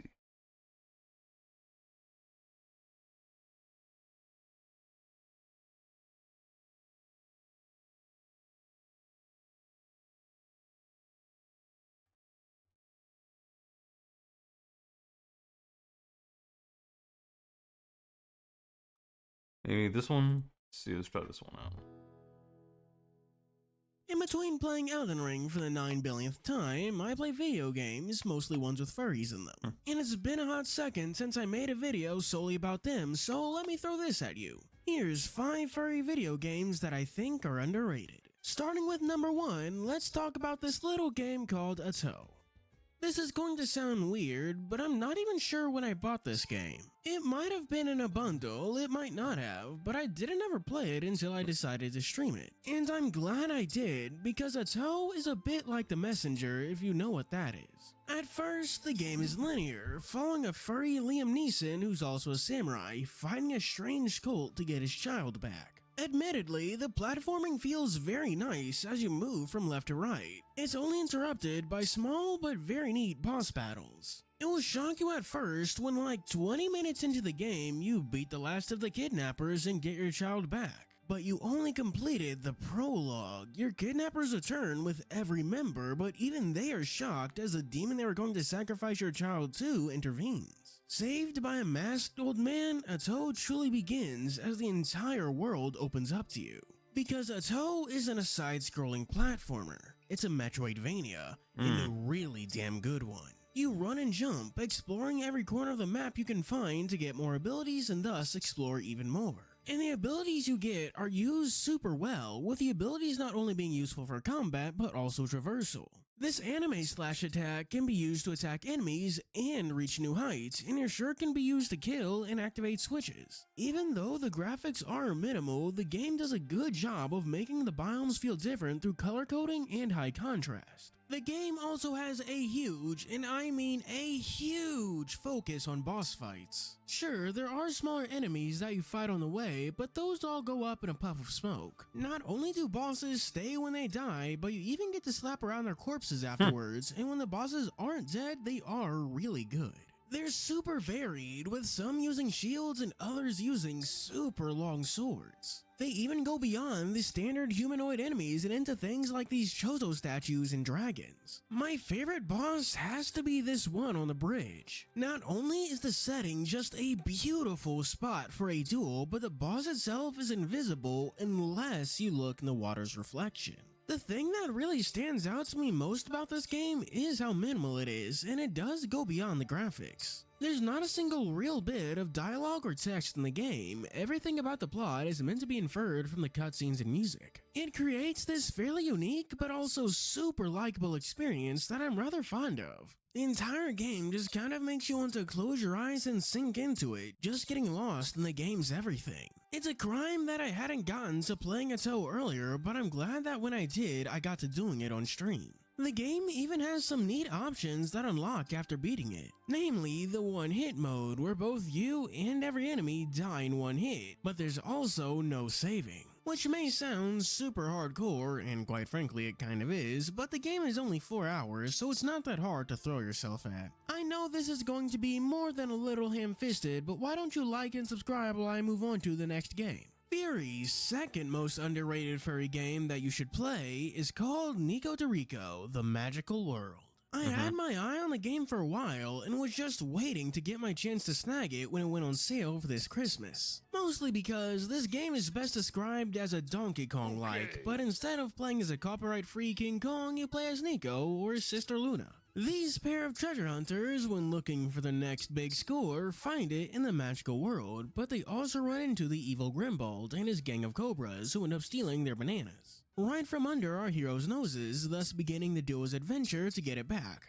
Wait, did I say bananas? I mean treasure. I recall a review of the game mentioning that it was light on new ideas, and to be frank, yeah, pretty much. Like, to a genuinely hilarious degree. If Donkey Kong is kind of sort of King Kong, then InugamiTheHound is kind of sort of Donkey Kong Country. The influences are shameless, from the animal sidekicks to the map you use to go from level to level. The platforming even feels the same, to the point where it's a little disorientating at first. Like, for the first hour, it just felt really weird to be playing as the mongooses and not DK, because they play the exact fucking same. There's also the side missions and collectible content, where instead of collecting the Kong letters, you spell out Nico. The game knows what it is and expects you to know what it is, that being a way to play Donkey Kong if you don't have a Switch. Or if you're like me, a way to play Donkey Kong without having to pay $60 for a game that came out in 2014, Nintendo! Okay, this is a side point, but genuinely, why the fuck is that game still $60? It came out over 15 years ago. It came out for the fucking Wii U, and these assholes are still charging full price for it. For God's sake, InugamiTheHound came out in December 2024,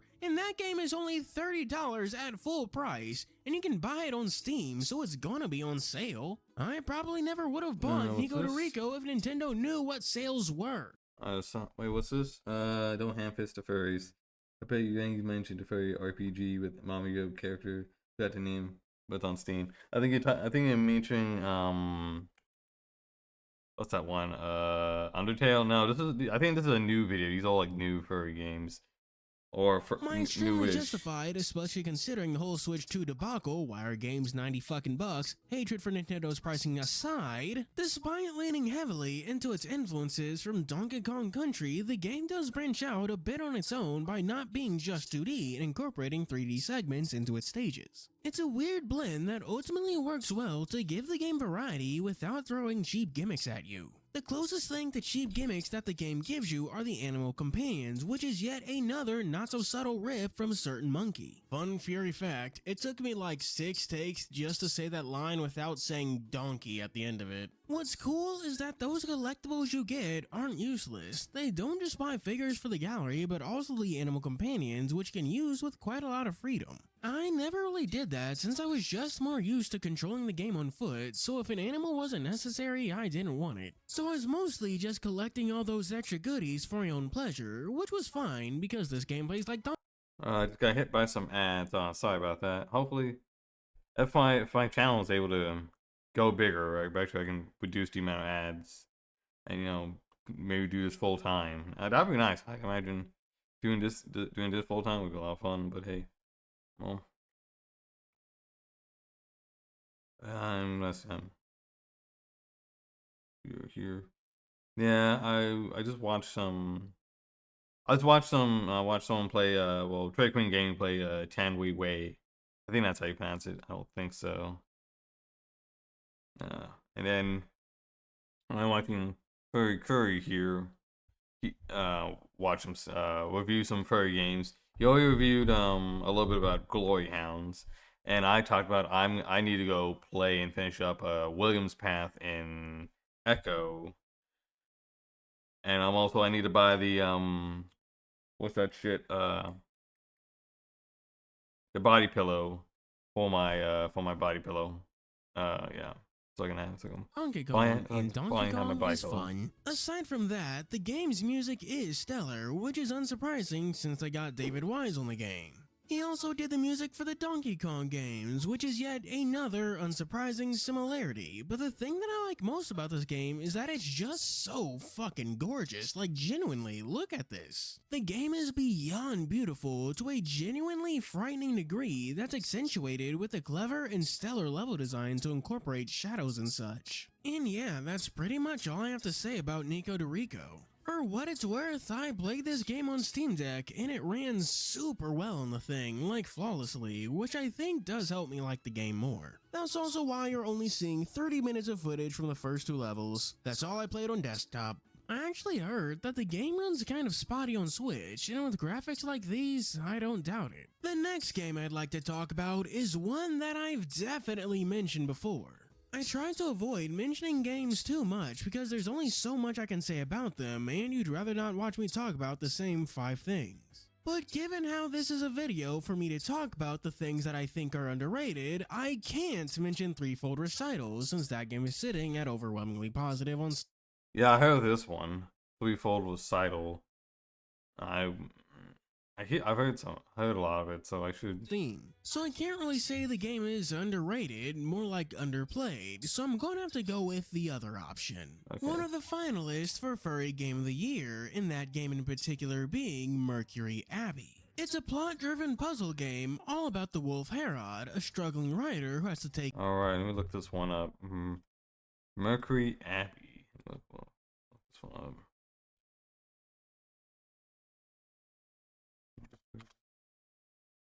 Abby. It's a video game. Okay, cool.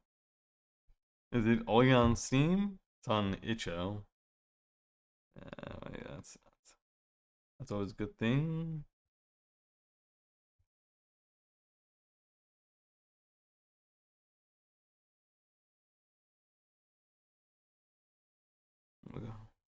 You have like a nope, that's not what I wanted. Maybe here. Looks like Kickstarter game. Looks like it's only on PC and Steam Deck. Doesn't look like it has a console release just yet, but hopefully it does. It'd be real nice.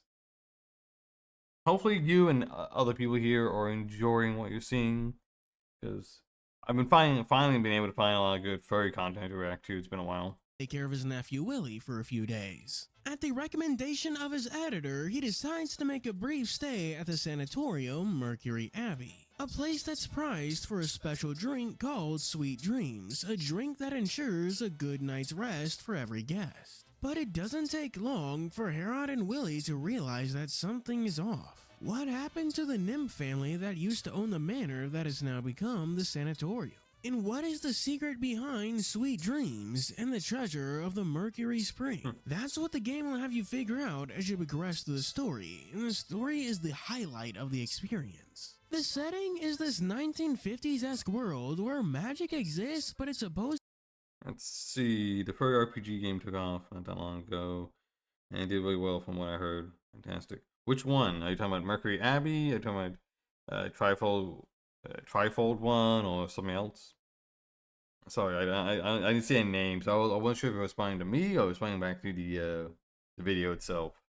Supposed to be this distant thing that characters don't really know much about. Since the setting is limited to Mercury Abbey, a lot of it feels like a whodunit mystery where you're trying to figure out which of your fellow guests and even the sanatorium employees are shady. Could it be the jewelry salesman? Or maybe it's the filthy rich and twice as rude deer? Could the front desk lady be in on it? What about the bartender? And what's with the janitor that always spies on the guest? That type of story works well with the gameplay, that being a simple 2D side-scroller with a litany of puzzles thrown in to give you something to do. It combines these two facts well to create a lot of platforming puzzles where you have to navigate to the other side or collect this. Also, I noticed he looks like a wolf, while all his, like, I think nephew looks more like a dog. I don't know.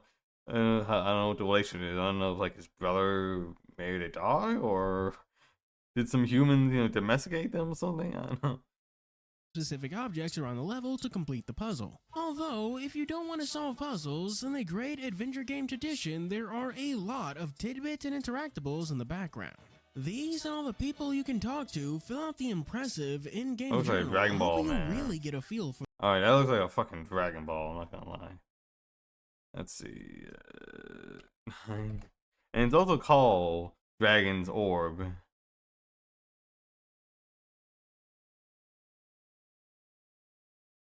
Cold weather. Let's see that.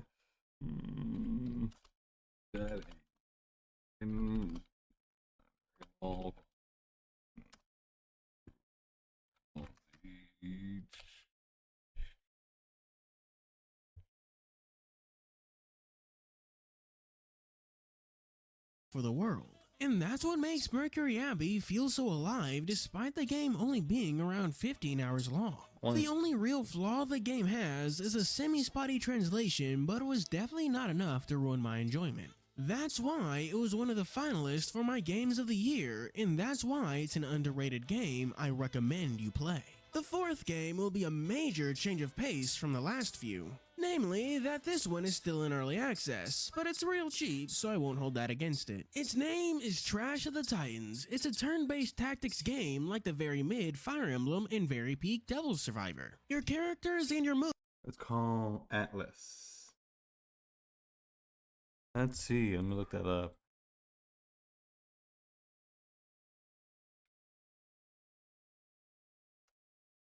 Oh yes, this one, this is the one where everyone got super horny for the lady, yeah, for the big mama lady right here.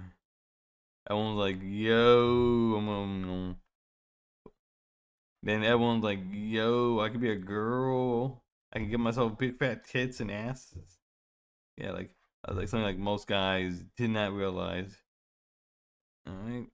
Moves have a limited range, so it's all about placing your pieces in the right spot. The entire game is themed around trash animals, so like feral animals you find in urban environments. But of course, all of them in the entire world has a fantasy twist to it. We have the Possum Ranger, the Raccoon Rogue, the Badger Barbarian, the Skunk Wizard, and the Cat Necromancer, and the Squirrel Chicken Jockey. The game does a great job of making all these characters feel unique and distinct in their playstyles. The Raccoon Rogue, for example, really leans into the tactics genre by having him do extra damage when he backstabs, requiring you to really pay attention to where you put him. In and the necromancer can revive those she kills, giving you temporary new units. But what's cool about the game is what makes it unique: the trash. Because Trash of the Titans isn't just a turn-based tactics, it's a roguelike turn-based tactics. It's not just killing the enemies, it's also The Trash for the Titans. Let me look at that one as well.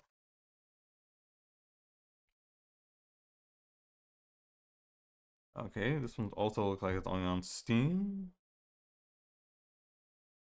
Don't know if it will go beyond just Steam.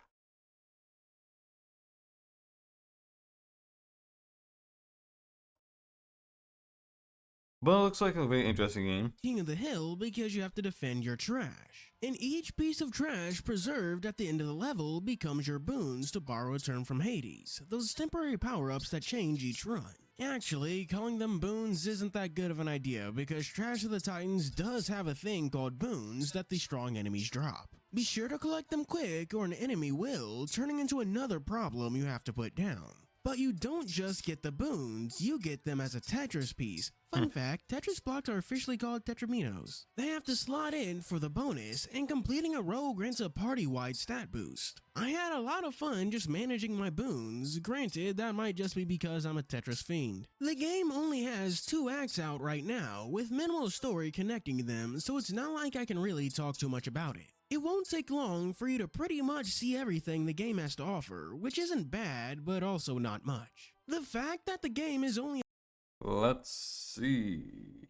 To celebrate Pride Month, I decided to get my first boyfriend. Congratulations.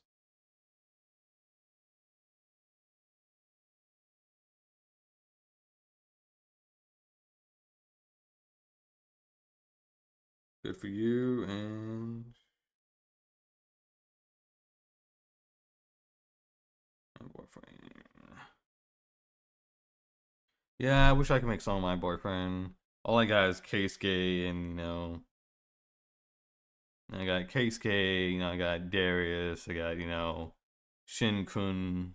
You see these old furry boyfriends. a little shy of $10 is the game's biggest selling point. For what it's worth, the game does run great on Steam Deck, which may be an abrupt way to end this segment on, but it's the way I'm ending it nonetheless. You may think my talk on Trash of the Titans was short, and short it may be, but I did that because I had to make time to talk about the final thing. A visual novel I've been streaming for the past couple of months called Tian Hei Hui. Like most furry visual novels, you can get it for free on itch, but unlike other furry visual novels, this game is actually Chinese in origin. The game follows the wolf dog Tex, a rider from the western kingdom of Moro traveling to the eastern kingdom of Xi to further his knowledge of the world and his writing skills. Unfortunately, he truly seems to be hated by God because on the first day he nearly gets scammed twice and all his money gets stolen.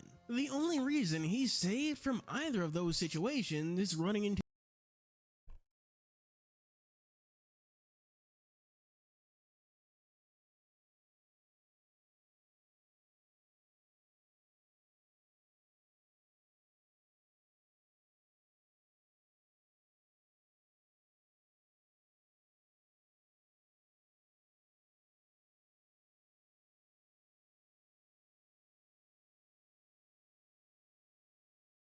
Legend of K. I remember that one. I think that's that. I remember that one. I remember that one. Bought that one. It was a remaster of some of that. Alright. And they brought it back out. But for some reason there was never an Xbox One version, so it's like stuck on a 360.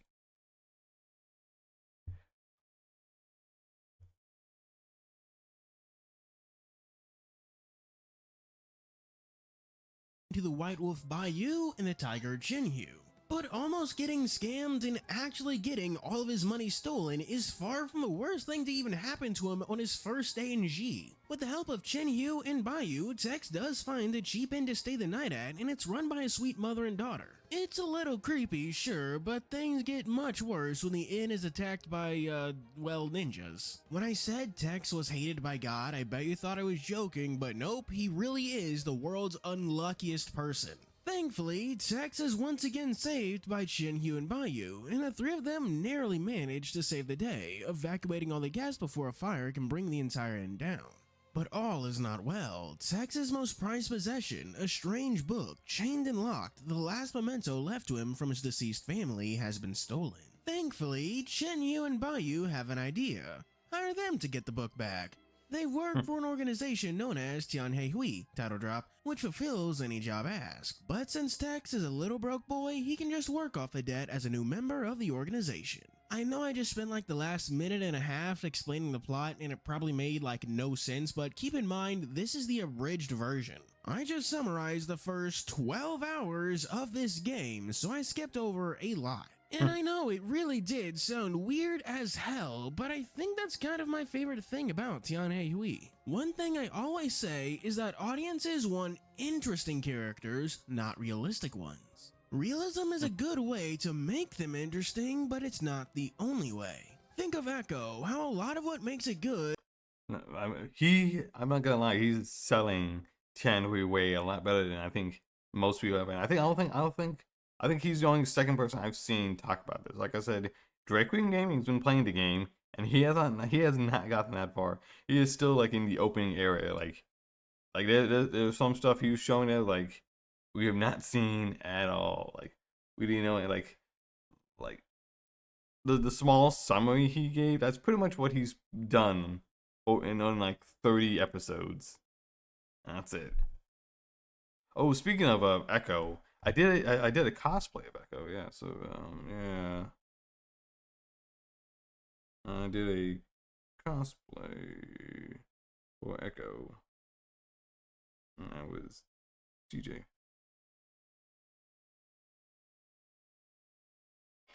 Hess. I was him. I was cosplaying him. I found a red polo, almost exactly like this one. Unfortunately, there's no black right here. I found one that had black, but it would be black right here. So I got one that was a little more white, red. I had like, he has very light tan pants. They say tan, but it's almost a little more close to like very light white sand, maybe even whitish pants at times, man. Like his pants are almost the same white as Flynn's white professional t-shirt he's supposed to wear for work. Is the fact that it's realistic. It takes those usual fantastic things like the obsessive boyfriend and then frames them in a realistic light, showing just how creepy that would be in real life. Tianhe Hui, on the other hand, is like the polar opposite. The setting is fantastical, the characters are weird, and the plot is crazy, and I love it so much. And the characters are just to die for. Chen Yu being this silly, childlike goofball, and Bai being the metaphorical, but probably not literal, straight man of the group. But then there's also the rest of the members of Tianhe Hui. There's Kurno, a doctor who's also a prankster, Mojia, an ex-general turned the only responsible person in the entire organization. Then there's Salye, who is very pink and we like her, and Ru Feng, Tianhe Hui's terrifying big sister. These characters are just fun to watch, seeing them all bounce off each other. Like seeing Mojia find out about a roach infestation or the entire group fool around in the bath. The game isn't even afraid to make a stupid joke or ham-fisted JoJo's reference. But there's also more depth to these characters than one might think. It is a linear visual novel, but they do have choices that take you on different paths that all converge back to the main story. And it's these branching paths that often show you stuff about characters that you'd otherwise miss out on. You get to learn that Chen Yu is great with dealing with children, about Mojia's military past regarding a foolish soldier, and hints of what Ru Feng did before she joined Tianhe Hui. It makes them multifaceted and interesting that there's more to these characters and the world at large. I am glad to hear they are multifaceted, because unfortunately we haven't seen much. I don't know how much. I don't know if Tianhui Wei is complete or not. I just know, it's in English or Chinese, and that's all I know. Than the main plot will show you. It makes you want to really root for these characters because you see that they aren't tropes, but good people. And that's what this visual novel is exceptionally good at, provoking sympathy. For all the game's comedy, you'll see time and time again just how fucked up the world can be. The best example I can think of is the tragedy of Ye Village. A story about a woman whose home is attacked by bandits only for her beauty to catch the eye of the bandit chief, who makes her the wife of the camp, the implication of that being clear. However, her beauty then attracts the eye of the eldest son of a noble family, who then kidnaps her and makes her his concubine. This pisses off the bandits, which causes violence to erupt and get the entire village and many people destroyed in the process. Tianhe Hui did help pick up the pieces and find a nice quiet place for the woman to live in peace, only for rumors to spread like wildfire as newspapers spread word of her, the source behind the Yi village tragedy, and she eventually took her own life. And there's nothing you can do about it. This happened before the game began, before text was even in G. And that's the reoccurring theme of the visual novel, senseless, horrific wrongs happening to people and the powers that be unable or unwilling to do a damn thing. And that's why you care so much for Tex and the members of Tianhe Hui, because they seem to be the only people willing to stand up and do something about it. Whether it be by you and Shinyu helping Tex when he's getting skimmed, or Tex himself putting down a grotesque demon beast that's yet another victim. I know this is going to be abrupt, but it's like 5 AM and this video needs to go live in like 7 hours, and I'm feeling pins and needles in my hand, so for my health, despite the fact that I could go on, I'm ending it here. Final thoughts on Tianhe Hui? It's really good. It's got plenty of CGs and the art's real nice. The translation is a bit flubbed, but it's a free game, so I'm not going to complain about it. I absolutely recommend you give this a try for yourself. Remember to like and subscribe, yada yada yada, you know how it goes. Patreon shoutout time. For 3 stars, we have special thanks to John.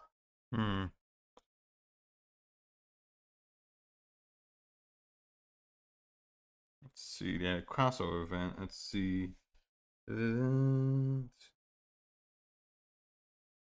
Okay, it was just that. Alright, Mercury Abbey and Trifold with Correctional had a crossover. Let's see, this guy. Yeah, Legend of K.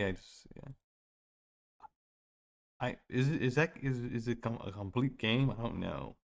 That's what I'm worried about. I'm playing through the Smoke Room and a bunch of other games, but none of them are complete, and I don't feel like I should I go out and try to play another furry visual novel, even though it's not complete. Like it kind of bums me out. Like, are they ever going to, update it? Look what happened to what's that one? Fuck. Dragon Game played it. It was damn it to hell. It was something to do with Psychic Connection, I think. Santa Lucia is going very slowly with its updates. One furry visual that I got completed. I never heard. I don't think I've heard anyone talk about it, but it did get finished. Let's see. I'll have to look on Dragon Gaming because he's like the only one who's like going through and playing all these furry visual novels. So like sometimes because of him, sometimes you get to know about a furry visual. Like I've never heard of this. Sliving Reforge. Is another version of that. Like, let's see. Like Lust Shards keep on getting updates, but no updates for the character I like. When You Know Him, Love Exalted, Roads Yet Traveled. Wanna Hug That Gator. Soul Creek I heard is really good.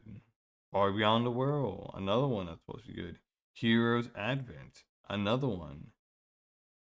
Shani, I think that's like French. Shani, I think that's supposed to be really good. Honestly, this Tennis Ace, I just played through that update.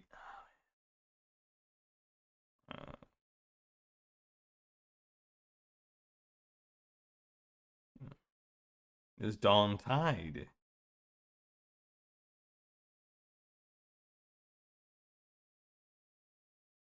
I don't know, like this is After Class. I remember that one. Lush Shards. I just mentioned that one. Let's see, Rain Check. Stardust Kids. Is that so? I heard that one's supposed to be good. It was the other one. Far Beyond the Harbor. There's like so many, and like I'm like, how the hell do I get to play any of this? Should I play any of these? Like, is it worth putting my time into it, or is this gonna not get any updates? Is this gonna fall apart? What I have here? Conway right here. Here's another one. Violent Memoir.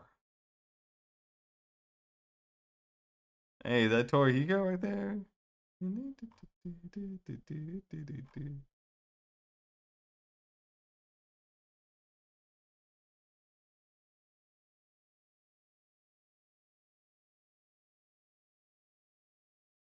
This Promises to Keep. There's another one. That's supposed to be good.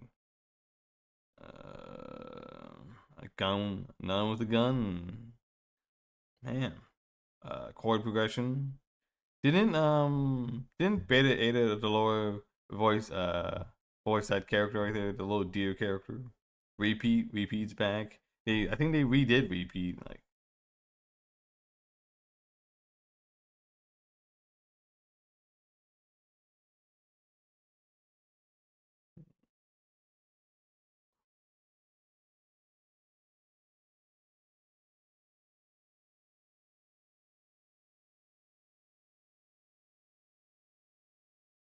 Kingsguard is another one.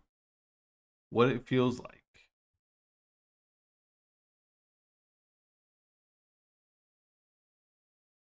I I, I don't know much about this very visual novel. I only saw a little bit of it, like the very end, and I just feel like I don't know. Maybe I felt like it was all right. It wasn't like the best. It wasn't the worst. I felt like just coming in near the end, I already know what was happening. I don't trust visual novels, and when they say I don't trust, I mean I just have a goldfish attention span. Need more stimulation. That sucks. Cause this one was all right. I mean, this one looks pretty good, but unfortunately, from what I've seen, it was mostly just like it seemed like a pretty typical story, and then in the end, it ends pretty decently, and that's it. Like it doesn't feel like it had a whole lot.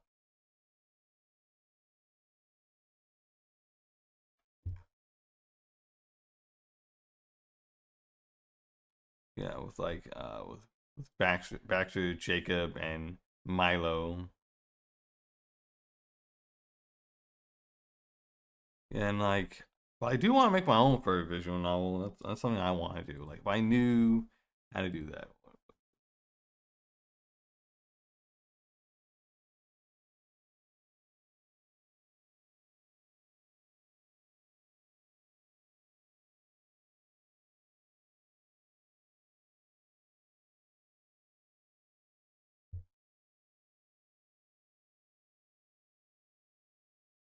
like here's Lake. You're watching I know Lake is very popular. Um,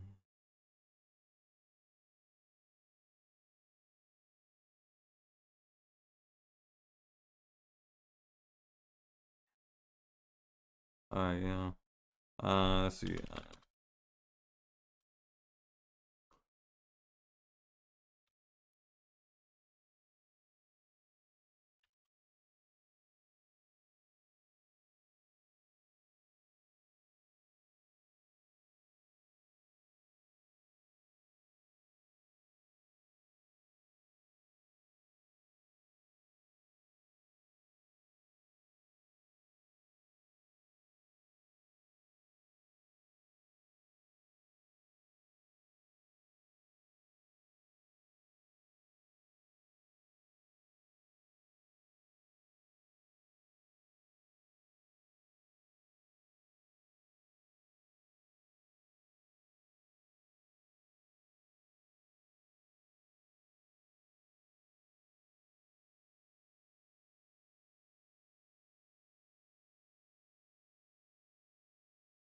Let me look at that once. It was called Psychic Connections, right? Psychic Connections VN. Yeah. Is this the one right here? Yeah. Has it gotten any updates? Updates on the title of the ending hiatus. 6 days ago. I've been trying supposed to make. I have made. I have made a lot. I hope between them now. That happened with the project. For that, I apologize after this posting how many times each time. And right, I plan to write for the highest. However, there are just some excuses. I posted on Twitter or X to highlight that some changes have been coming. I realize not everyone's following the project on social media properly, but a bit personal like dump here and then switch sandwich at the end. Feel free to skip the paragraph if you really don't know what's going on. I've gotten updates on by the art by of all the sprite assets shaded and digital. Okay, wow, that's crazy. You got in like new update on the sprite colors. That's cool. And did some extra posing spectrums for the main lads. Realized all our CGs were done. Additionally, outside these, I have a custom UI implement. I mentioned last time. Highlight here again. Okay. Oh, he's got something's happening. My God, that's better than nothing. It's been like 2 years, if not more. Man, it's like, oh no.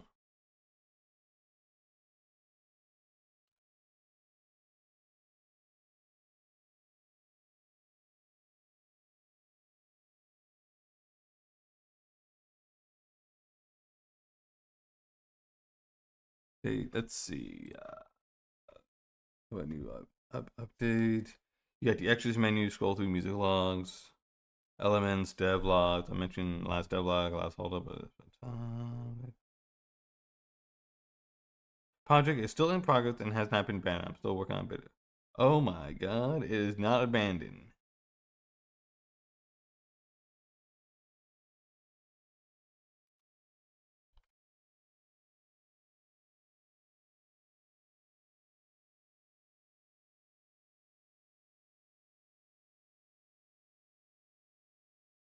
That is maybe the best thing I have heard in a very long time. It has not been abandoned. My God. There's so many other furry visual novels become abandoned. All right, bedtime for me.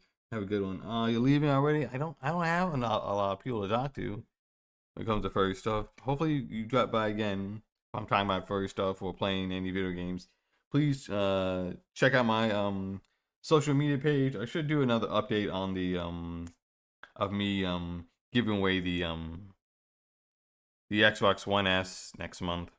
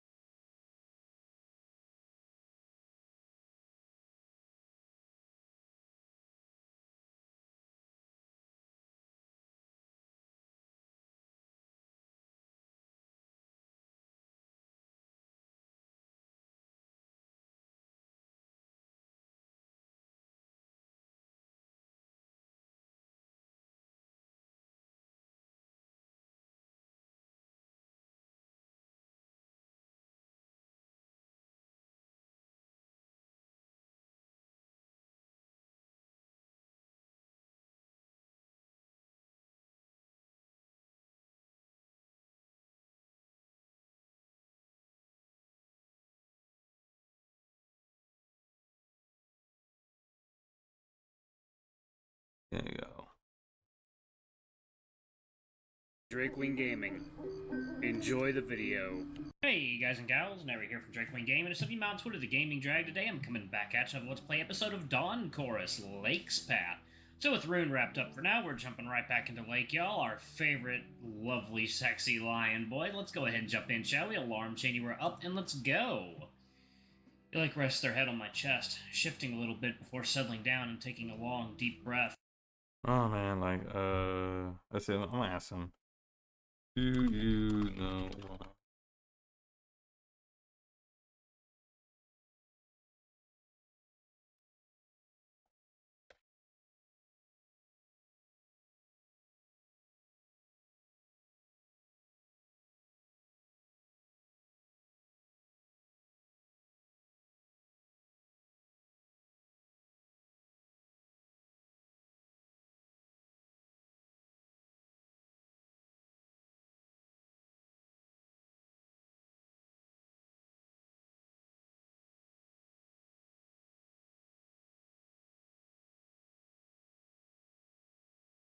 Yeah, I need to figure out what happened to that one.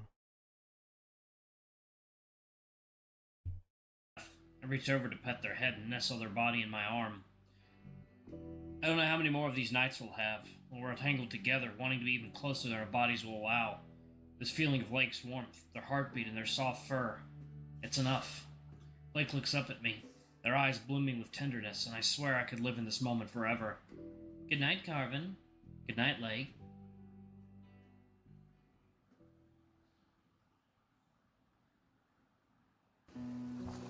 The air is fresh and warm. The afternoon paints flecks of golden sunlight on the rolling crests of waves as they lap lazily against the hull of our small sailboat. Hot under my paws, the wooden boards of the deck creak while I make my way to the prow, and there stands my lion, their white mane merging with the clouds. Lake.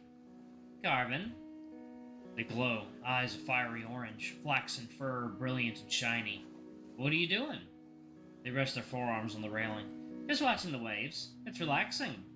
Maybe you should have called yourself Ocean. Blake laughs. A bit pompous, don't you think? Maybe. I put my arm around them. With a content sigh, they rest their head on my shoulder. The ocean's gentle pulse keeps pace with ours. Moments pass invisibly. Blake turns to me. You ever see Gigantic? No. Maybe you know the scene where she's out on the front of the ship with her arms out, as if she's flying? And Wait. You said gigantic? This it must mean Titanic. and he's got his arms around her. Oh, gigantic Titanic, come on. And he's got his arms around her waist? Oh, yeah, I know that one. Why? They nod to the prow. Humor me? Always. I follow them forward as they step up onto the railing, wrapping my arms around them for stability. Giggling, they lift their arms like wings. I'm flying, Garvin. You're such a goofball. I hear it's one of my best traits. Yep. I lean forward and kiss them on the cheek. Lake's gentle scent blends with the salty ocean spray. Let's see. Actually, technically, Rune's Path has an update, so there's a little bit more to Rune's Path. There's Conway. There's Dawn Tide. What about Dawn Tide? This one seems interesting. Dawn Tide. Yeah, let's see. Riley, Ranzo, Joe, Sal, Billy.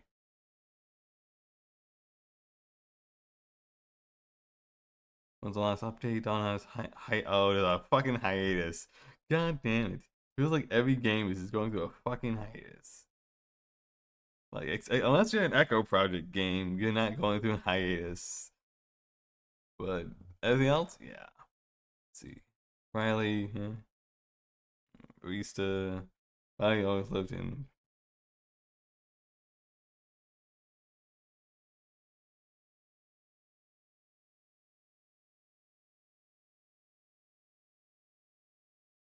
Let's see. Then you have Ronzo.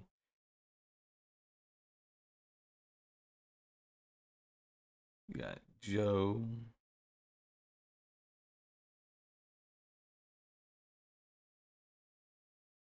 You got Sal. You got Billy. Billy.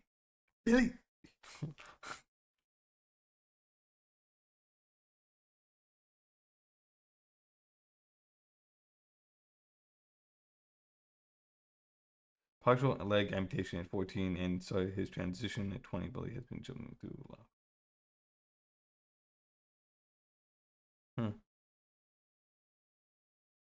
I'm not gonna lie, the fucking art for this game looks so fucking good. Unfortunately, it has now hit a fucking hiatus. And it was just 6 days ago. What the fuck? Why is that happening now? God damn, dog. But like I said, I should still try to play it. There's Valiant Memoir. The only path that seemed interesting in Valiant Memoir was Lucas's path. Is there anything new on that one?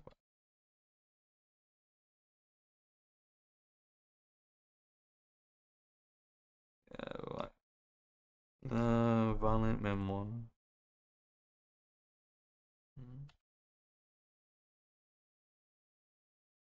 Violent memes, violent memories.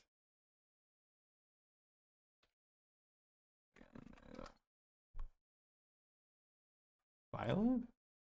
Oh, yeah. I guess I'm misspelling it this time. Violent Memoirs. Oh, it looks like there's been new builds. Last one was 93 days ago. Okay.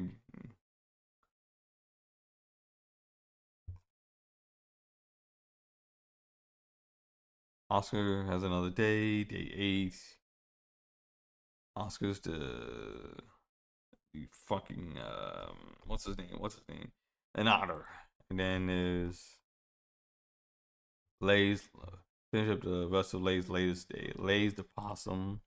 He didn't really interest me all that much. Like I said, it's only Lucas. Lay day 8. There you go. Yeah, Lucas.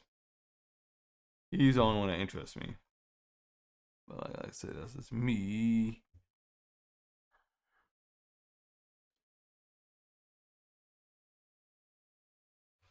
Oh well, let's look at some other stuff. Far Beyond the Worlds.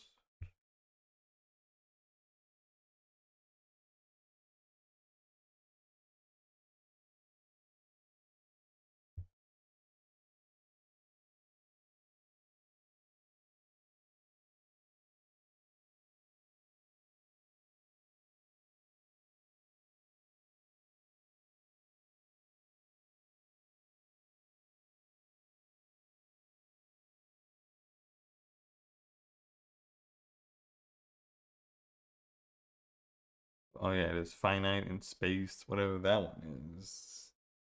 That one's a really popular one.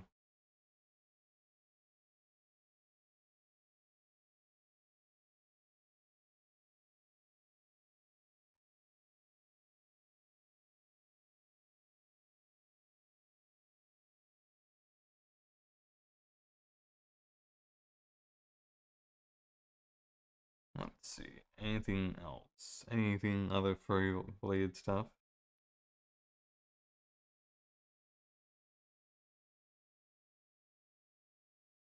What is season 3 of Squid Games? Everyone tells me to watch that, but I still haven't. Yeah, I haven't watched it.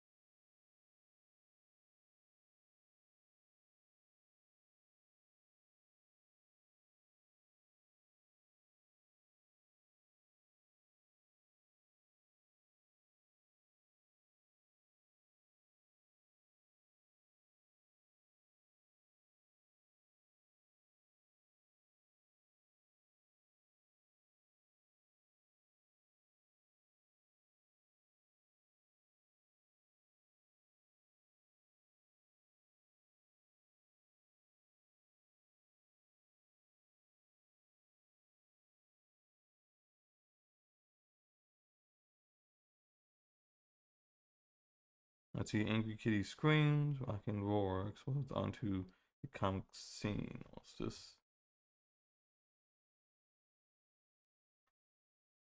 Let's check what this one's about. Let's talk about the furry comic Rock and Roar. Standing at a respectable 100 or so pages, it is a period piece about suffering for what you want in life. We begin our story with Miles, one of 4 siblings and the runt of the litter in his household. He's 10 years old and all he knows and loves is rock music. He worships a particular music celebrity, has his own guitar, and obsesses over all things music and music related, to the complete abandonment of everything else. While his siblings are making straight A's, leading sports teams, and generally doing well for themselves in school, Miles is failing out of every class that isn't music. When report cards come in, his mother is disgusted that his grades are slipping even further than before. He hasn't been going to tutoring like he's supposed to, and he's basically ignoring all of his little 10-year-old responsibilities. There's clearly a learning disability or ADHD or some other such thing in play here, but this is 1976, so this was way before such things were really well understood, much less planned for or remedied in a school setting.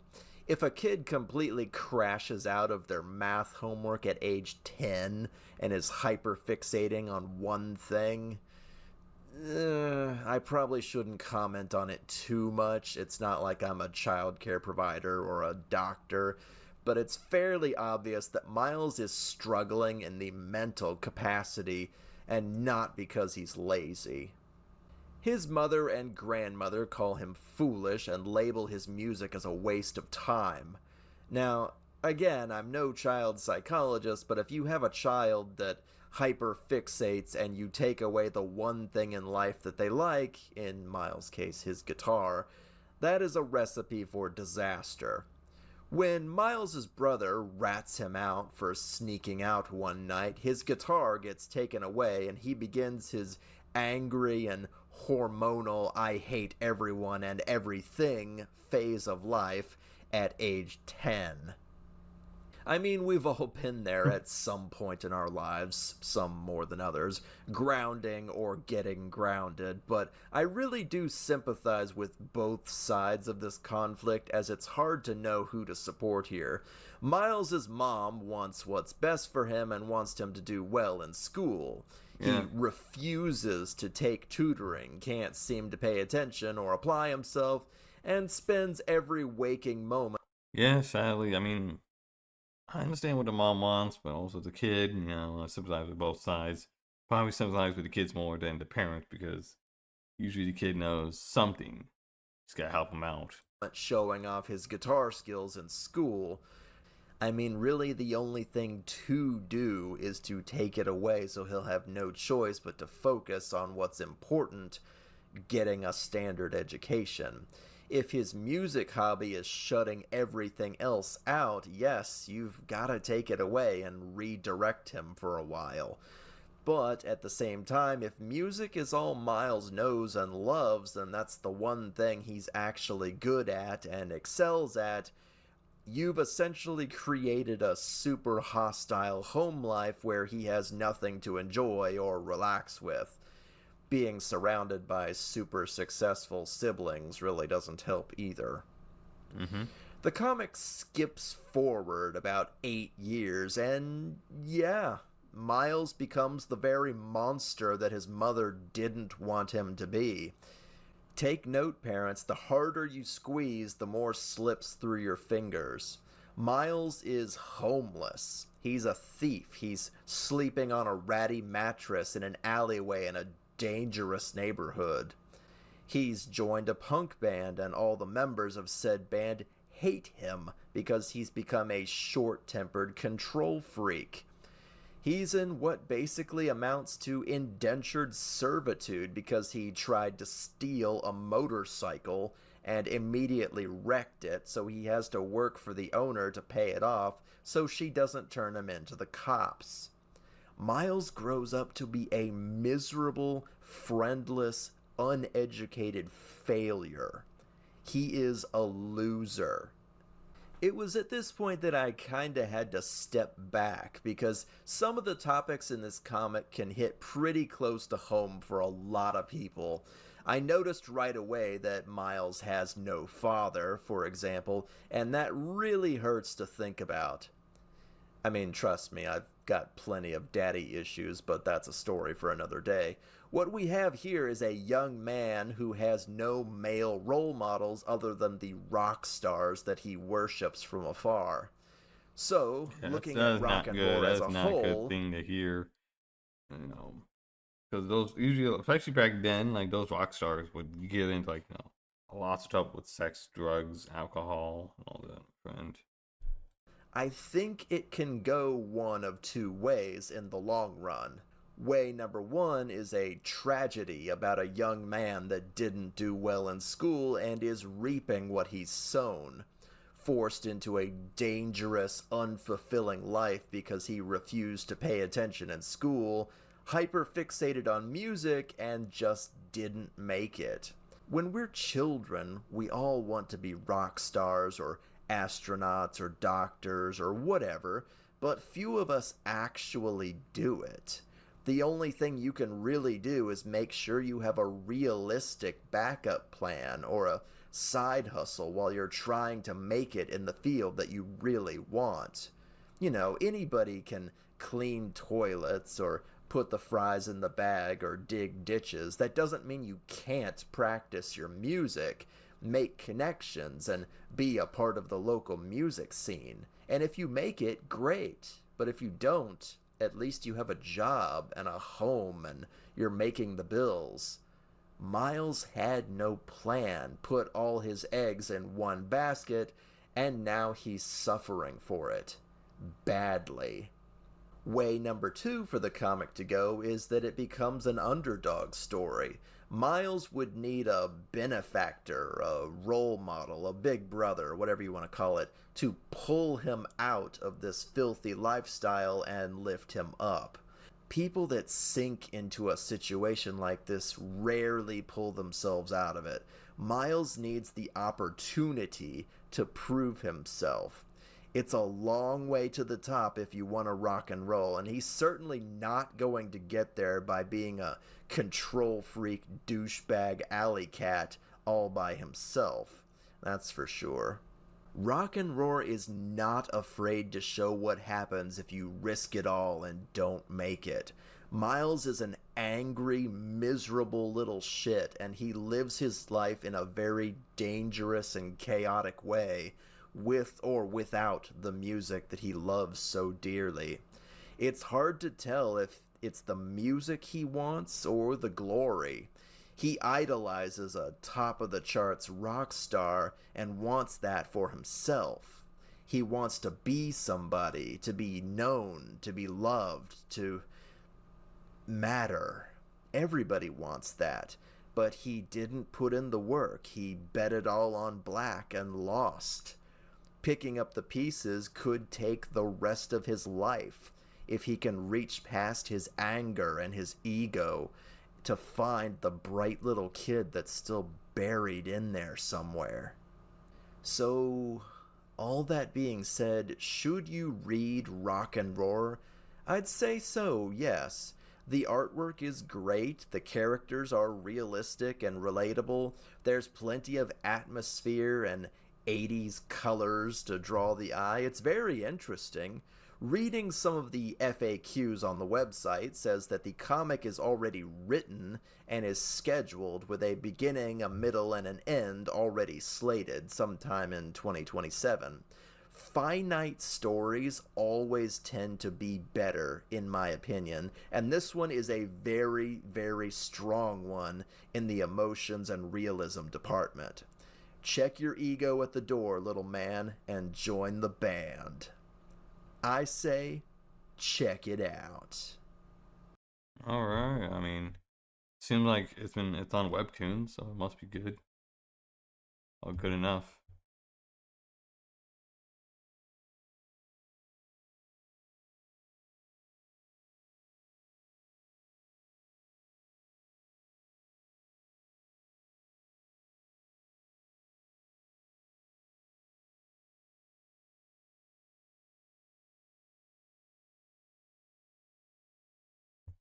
Hmm.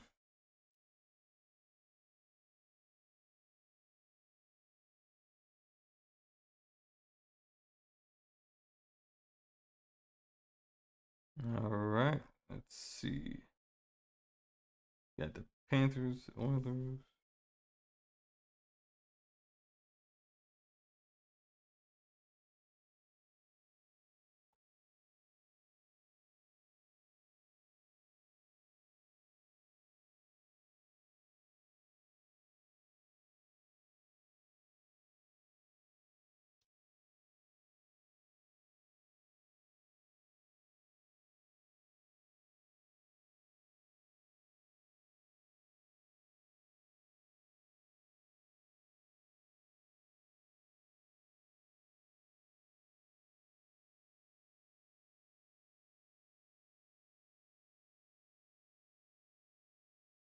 Let's see.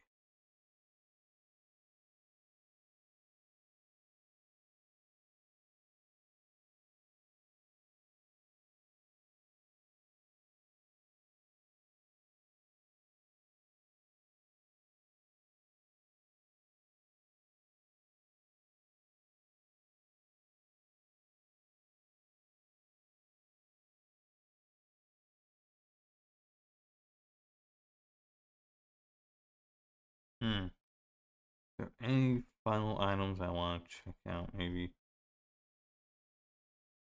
Dice Legends. Alright, this sounds interesting. There's a big old line dude here.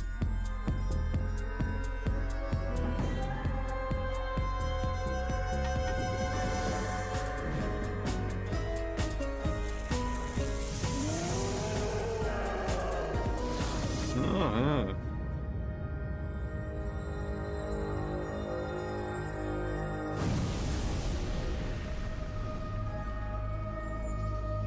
Oh, frog girl, crow person.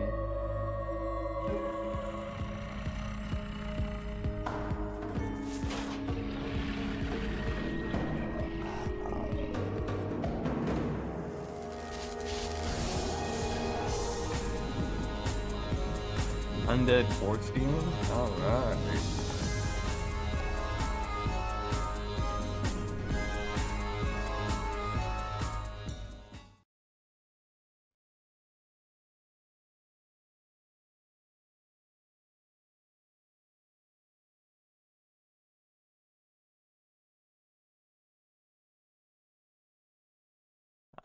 I'm only here. I'm.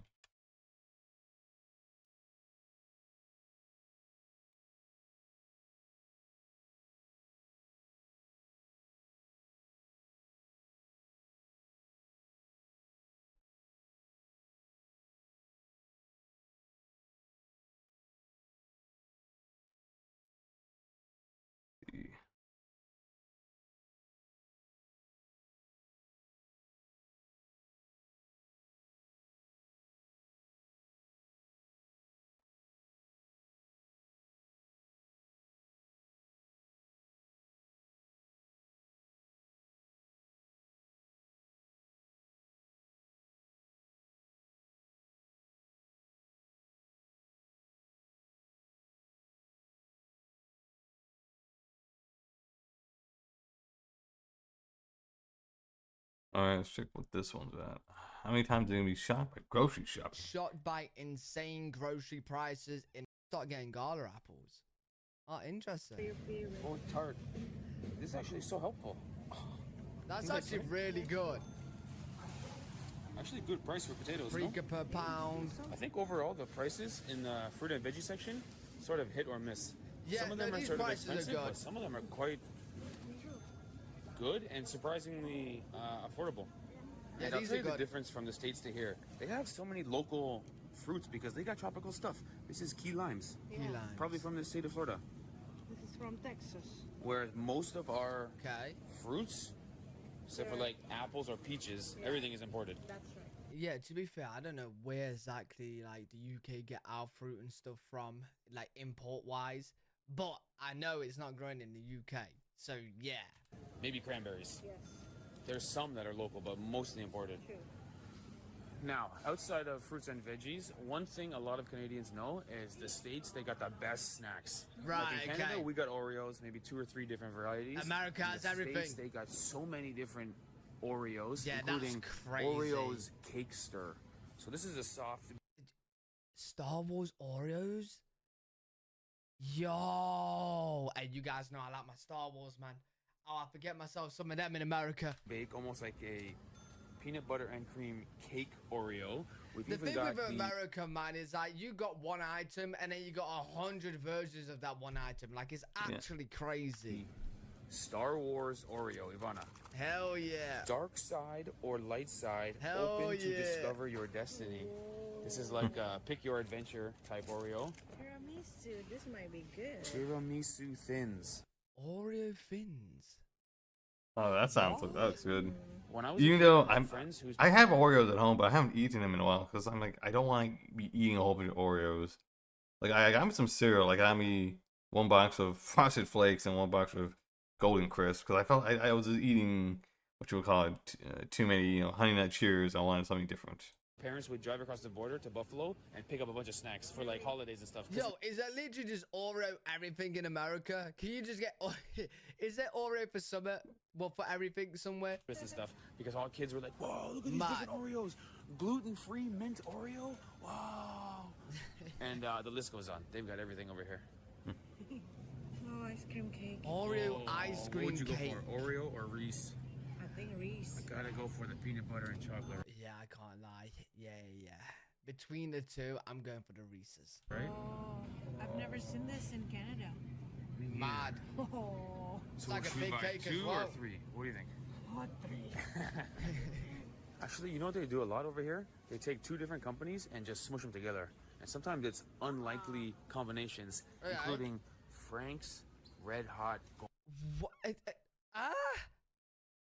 Frank's Red Hot sauce, man. That shit is I've had good. goldfish before, loads, right? Love them. Frank's Red Hot Goldfish. That sounds delicious. Why does that sound so Oh, good? Is that nice? Goldfish. That's spicy hot sauce and Oh. a cheddar cheese little fried cracker. Might be good. Might be good, although an unexpected pairing. I don't know. Grilled cheese wafers. Yo, the States really got the best snacks, no? Canada's lacking in terms of snacks, man. I'm Yeah, not sure. listen, so the UK, I feel like the UK, we got decent snacks. Yeah, I just bought me some of those type of snacks. Well, like the little cracker snacks. I got the one with like jalapeno cheddar between 2 crackers. Oh shit, it was delicious. I hate all of them up, man. But Canada just has them all and more. Like it's Some of these are even nuts. good, but they're definitely interesting. Grilled cheese Yeah, wafers, I like mean- what? This one, peanut butter. I think it's Cheese cheese cracker crackers. with peanut butter in it. 5 grams of protein. Can't go wrong.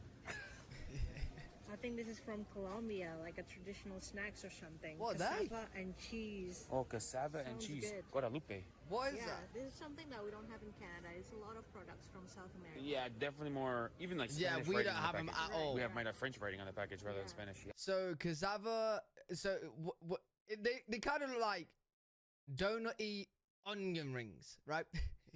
We don't have them in the UK. We have nothing. Yeah, we don't have much. Southern America. We don't really have much food.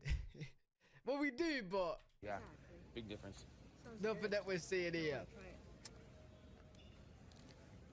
Cassava and cheese Yeah, I like both. Cassava I like and cassava cheese. I like cheese. could be good. Actually, could be good. Oh, and look at that.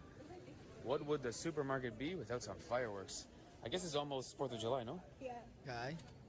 Wow, that's awesome. In Canada, I'm pretty sure it's illegal now to sell fireworks in stores just like that in the UK.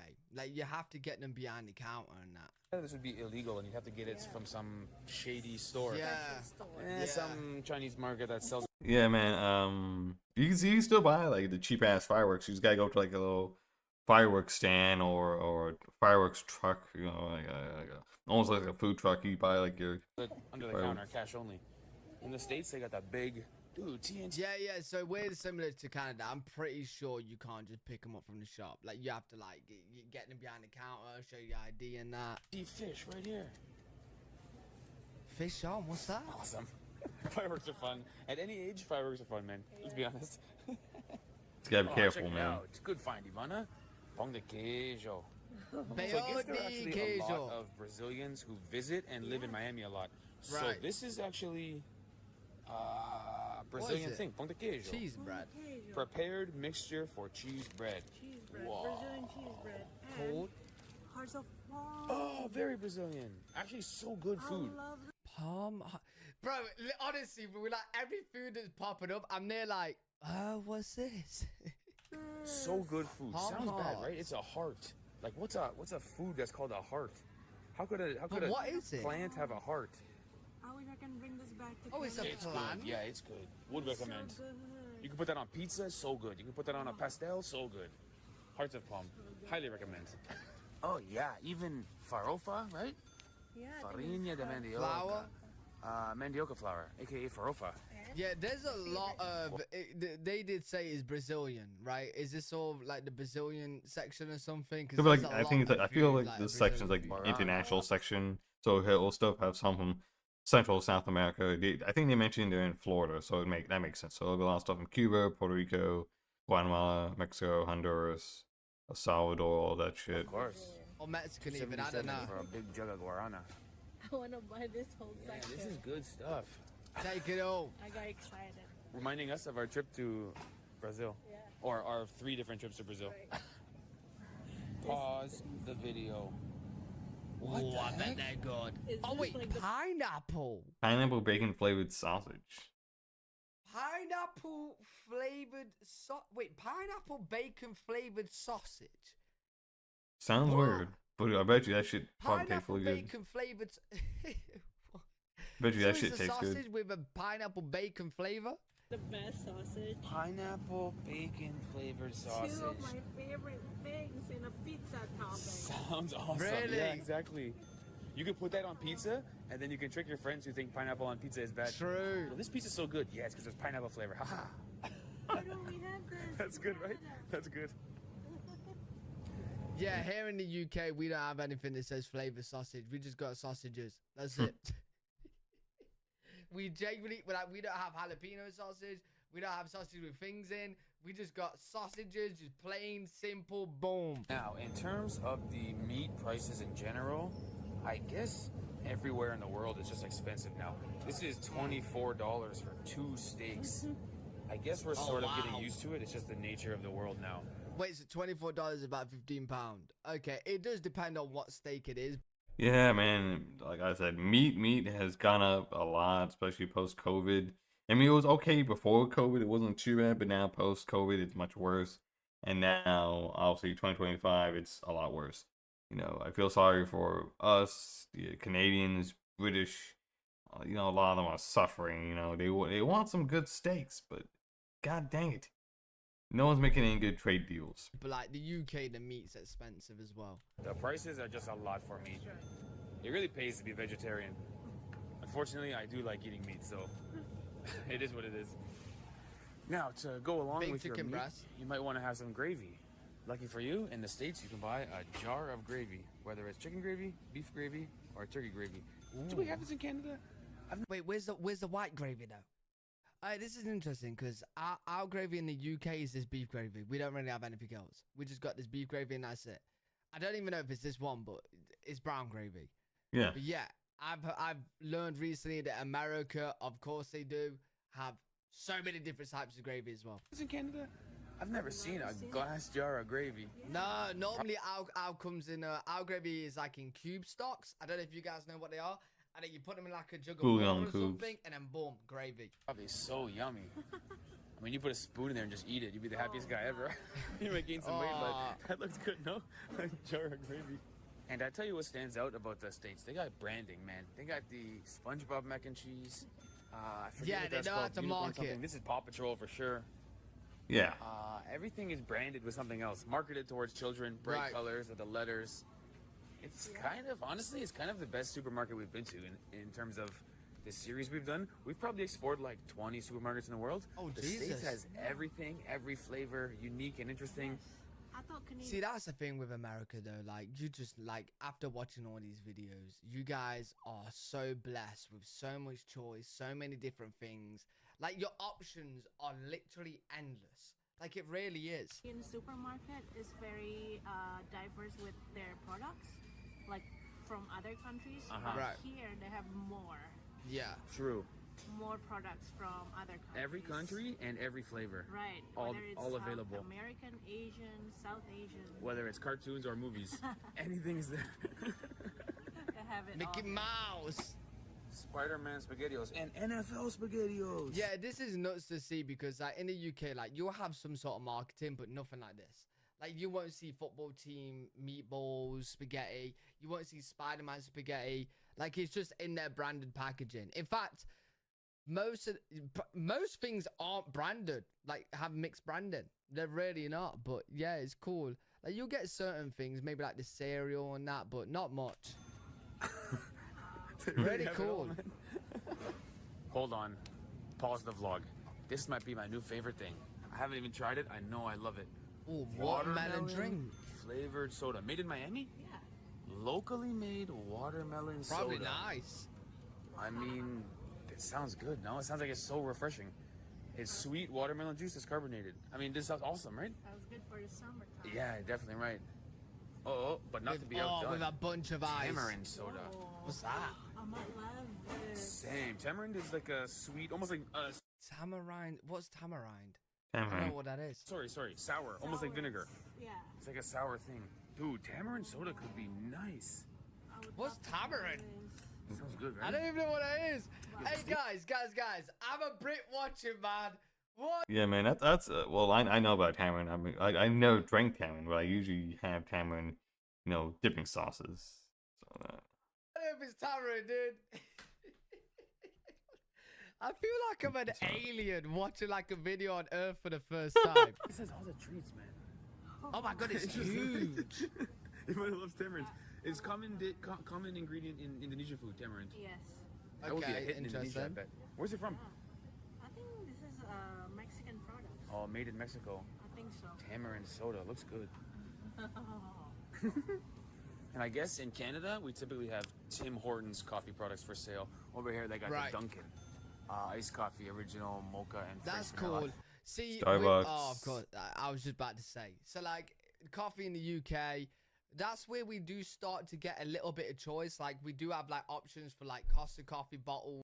it makes sense. I know, like with Britain, they have to make sure they have a good tea and coffee game. Whether you buy like already prepackaged or you can make it yourself. All right, Britain has to have that, man. I don't know about Canada, don't know about Australia and New Zealand, but the UK and America need to have their coffee and tea. Obviously, Britain's got more tea, America's got more coffee, but in the end, it's still good shit. Like this, and we do have Starbucks ones. But then I'm gonna retract what I was just about to say, because the Starbucks ones, we only get one flavor, 2 flavors maybe, vanilla and caramel. I'm already seeing like 5 different flavors here. This is ridiculous, man. This is ridiculous, dude. And then both of us have Starbucks, obviously. Starbucks is the one that really broke through. It's ridiculous. And wow, check it out. I've never seen so much ice cream. Literally from the start of this freezer all the way down, I think almost to the far end is just all ice cream. That's Nice. nuts. Yeah, man. Yeah, So many. really. The entire side of the aisle, all the way. It literally just goes to show how much choice you have. Yeah, man, dude. The ice cream aisle is always crazy at a Kroger or something, at Walmart. There's so many different types, and I always want to try a whole bunch of them, and like a lot of them look good. Unfortunately, there's one brand I usually go with. Usually, whatever the store brand is, they have the really big ones, the ones with the big handles. Those are good for like a party. Like, this is mad. Like, the ice creams and What?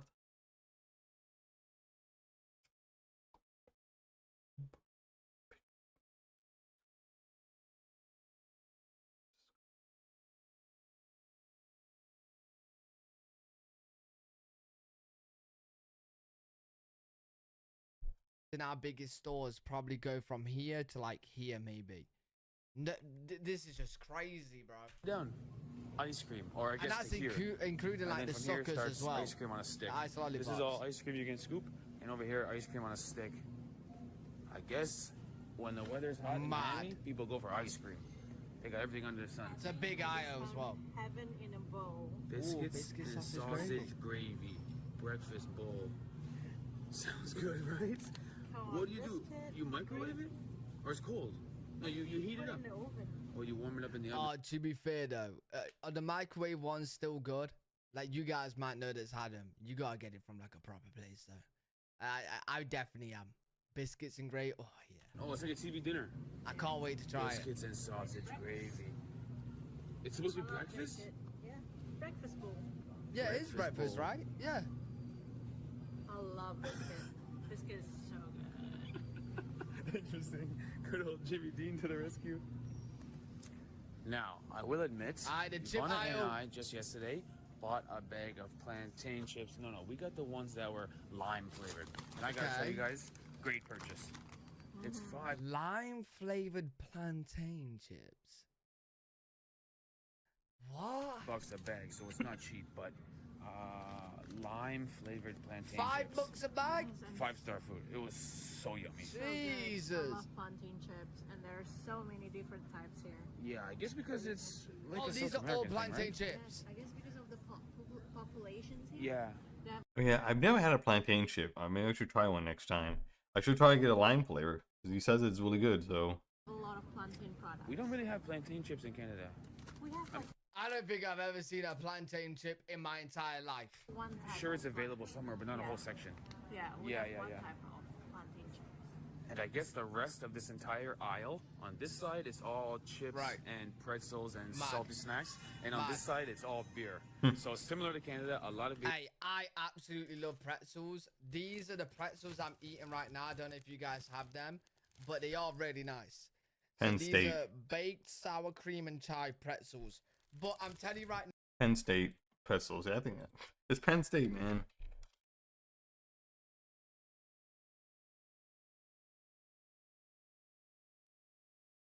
Yeah, Penn State's sour cream and chives. Yeah, man, we have that shit. That is like, yeah, we have that. I think it's from like from the UK. It says right here, British food supplies. Yeah, man. Yeah, it looks like a British thing, but man, we can order from Amazon. Sure. now we are in the UK because I eat a lot of pretzels. We got like the plain version of these, and then the sour cream and chive ones, and then that's it. There's no other extra flavors. I know in America you guys would probably have jalapeno flavored pretzels, sausage flavored pretzels, bacon. You know what I'm saying? Like, I'm jealous, bro.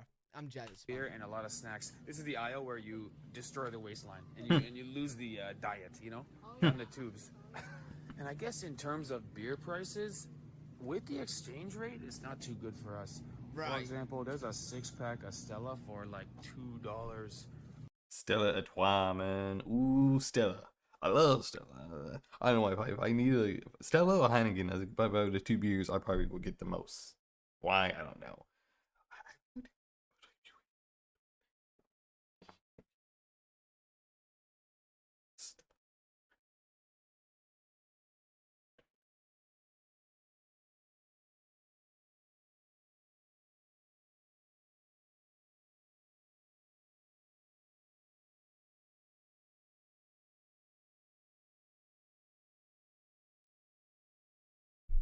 A bottle Like, give me a Heineken or give me a Stella Artois. I'm gonna drink that shit, dog. in That's Canadian is pretty like good. $3 a bottle. You can do a little better on things like Budweiser, but beer Bud. price is only okay. See, I don't really know beer prices. I don't really drink beer. Not great, but not too high. And I guess Yvonne has found Cheester's fries. Is this the same product as Cheetos or a Yeah, brand? Yeah, same but brand, high isn't grams it? front. Chester. They're like fries though. Fries, flaming hot. Sounds good. Also buttered. Popcorn. Man, the States got the snacks What? on lock, dude. They really got the best snacks. Flaming hot. And I know these upload a bunch of new flavors. I tried that golden sriracha flavor, the Doritos sriracha flavor. That was actually good. I was worried that it was gonna taste like shit. It was actually good. Lime Cheetos, you guys so good. Oh, With I bet crunchy they're and good. lime in there. All the limes that we don't have in Canada. See, I've had Cheetos. My favorite Cheetos is like in a tube packet. It's the jalapeno Cheetos one. Oh man, I miss them. I miss them. When I go to America, if I see them somewhere, I'm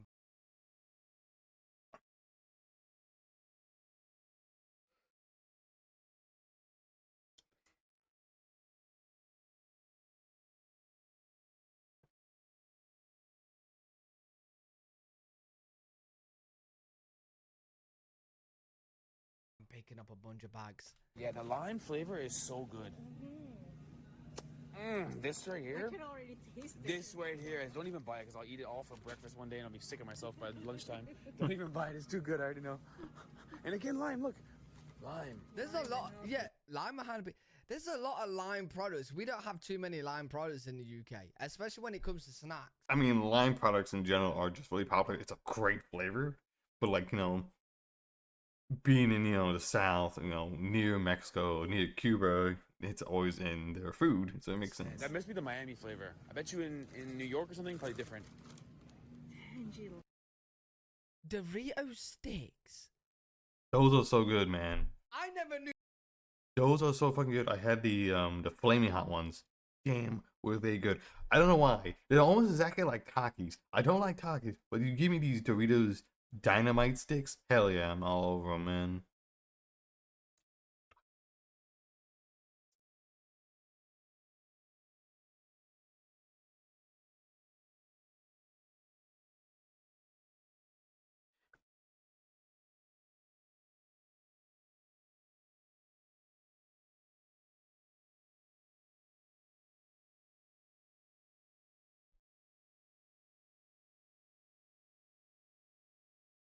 New Doritos did anything else other than the triangle normal Doritos. What? And it's lime flavor as well.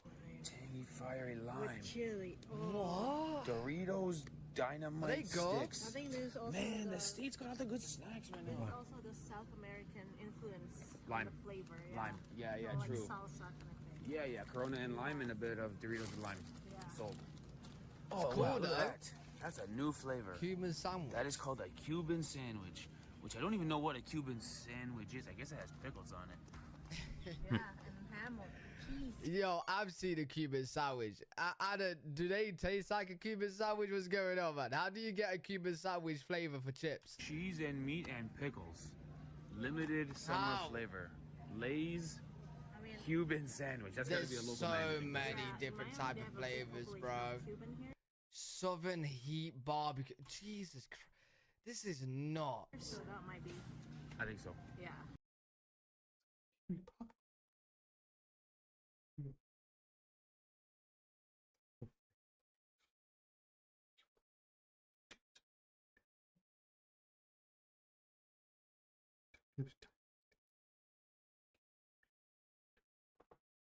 Hola, buenos. Hola, hello, hi. Hello, good. I think that means I. Oh, there. I'm just reacting to this guy reacting to these people. I think they're from Canada reacting to these flavors.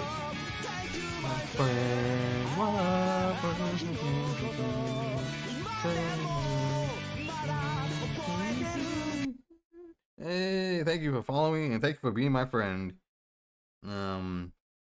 First, all right, you're the first one to do it. Yeah, I'm reacting to these people. I think they're from Canada and they're right now in I think they're in Miami, Florida, checking out Publix. Usually Publix is cheap, but unfortunately they're in Miami, so it's gonna be a lot more expensive. It's gonna be an extra $4 or $5. I feel like it's just like you know going to a it's like going to a you know a Walgreens or a CVS like in one of the really big cities like in LA or Illinois or Dallas. It's gonna be way more expensive. Oh hey, that's cute. I never seen this person pinned. Let's see. Let me check you out. You have 561. I'll check you out. I'll give you a follow.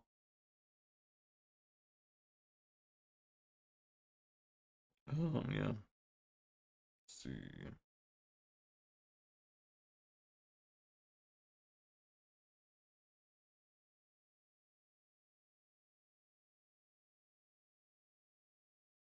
Alright, let's keep on going. Must be. You guys are genuinely spoiled for choice. Like, it's crazy.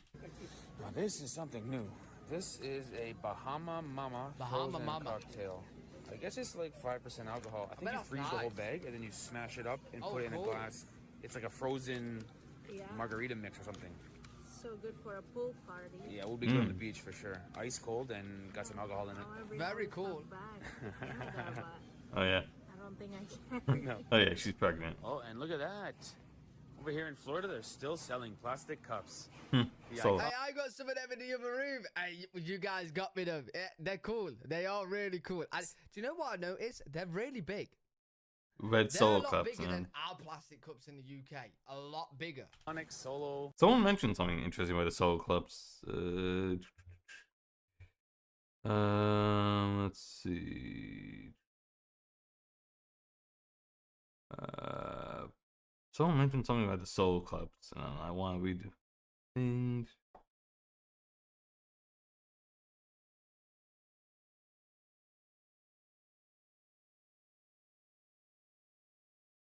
Okay, yeah, red solo cups as the bottom ring is short, middle ring is for cocktails, and the upper ring is for beer. Ah, interesting. Oh, I think it's like meant like to measure. That's cool. Party cup. In Toronto, no more. Yeah, we don't sell plastic No. anymore in Toronto. Paper Oh, straws. really? And this. Wait, what is the UK doing about plastic? I know we're cutting down on plastic, but I'm pretty sure you can still get plastic. Actually, there might be paper cups now. I think they are. I think they are paper cups. This is the probably why they're iconic smaller. American donut. Krispy Kreme. Oh, we got Krispy original Kremes. glazed. I remember So this opened good. up in Toronto, and there was like a lineup around the block for it. So I never tried it. good. Was it even that good? Because I wasn't gonna line up for an hour for a It's donut. the best donut ever. Really? But it's Especially not when- so popular. Is it? Did they close down or something? In Canada? What? Oh, I in don't know what Canada. happened to it. I remember it opened up in. Right, okay, so I know in America, because I spoke to you guys about this on my donut video, so I know you guys have a lot of choice, obviously, for other donuts. Krispy Kreme, to you guys, probably isn't the best donuts to get anymore, right? In the UK, there's no competition. Krispy Kreme donuts are the best. There's no competition, bro. That's us for choice. Whereas you guys probably have Wait, so you guys have many better Krispy ones. Kreme donuts in the UK? I did not know that. Krispy Kreme UK. I did not know. It's just in the UK, yeah. Over 120 locations. Nice. I did not know that. Are you guys coming?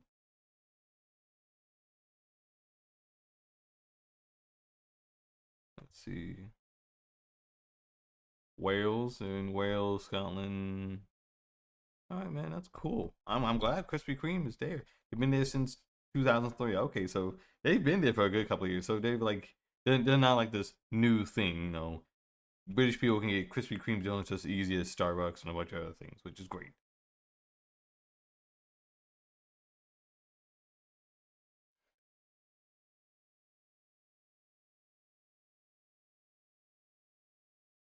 And there was like 300 people in line or something crazy. It was on the news. Like everyone in Canada is trying to get this one donut today. I was like, okay. They are good, though. I do like them. I could finish actually the whole box. There are 6 donuts in here. I could finish. The 6-pack is for one. My favorite donut. Okay, 6-pack for one person. See, my favorite Krispy Kreme one is, I think it might be the Oreo one. So it's like the donut circle, and it's got like the white layer, and it's got like the chocolate piece. I think the Oreo pieces. Oh man, unbelievable. And so in the end, we set out to see the pricing of the groceries here, which Yeah. we found to be sort of similar to what it is in Canada. And what we were impressed here was $3.95 for a dozen eggs. Yeah, that's not the case no more, right? Isn't there like an egg shortage in America? I wasn't crazy for the eggs. Fuck. What Sucks is so it now? I know for fat $3.95. we found to $8 be bucks. similar to what it is in Canada. Depending on the place. What we were impressed by is the fact that if you take any cartoon or any movie that you grew up with, so for me, let's say Back to the Future, Right. and any flavor you really enjoy. So for me, let's say sharp cheddar, they probably have something in that store that is Back to the Future themed sharp cheddar product. Yeah, they got everything. Any movie. It's mad. So it was a good experience for us, and we're back in the streets where it's still. Hey, it's crazy though, and I enjoy seeing this, and I enjoy seeing like the different kind of choices you guys. All right, let me see what does the guy have any other choices? Any other videos? Let's see. They're really good.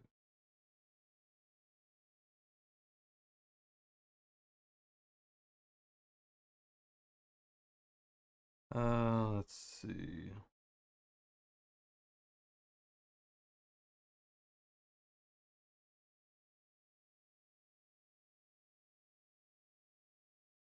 Yeah.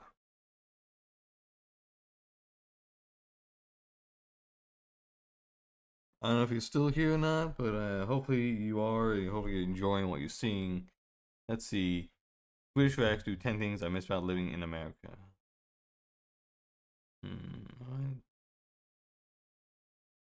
What flavor is that? 12 must-eat foods in Chicago.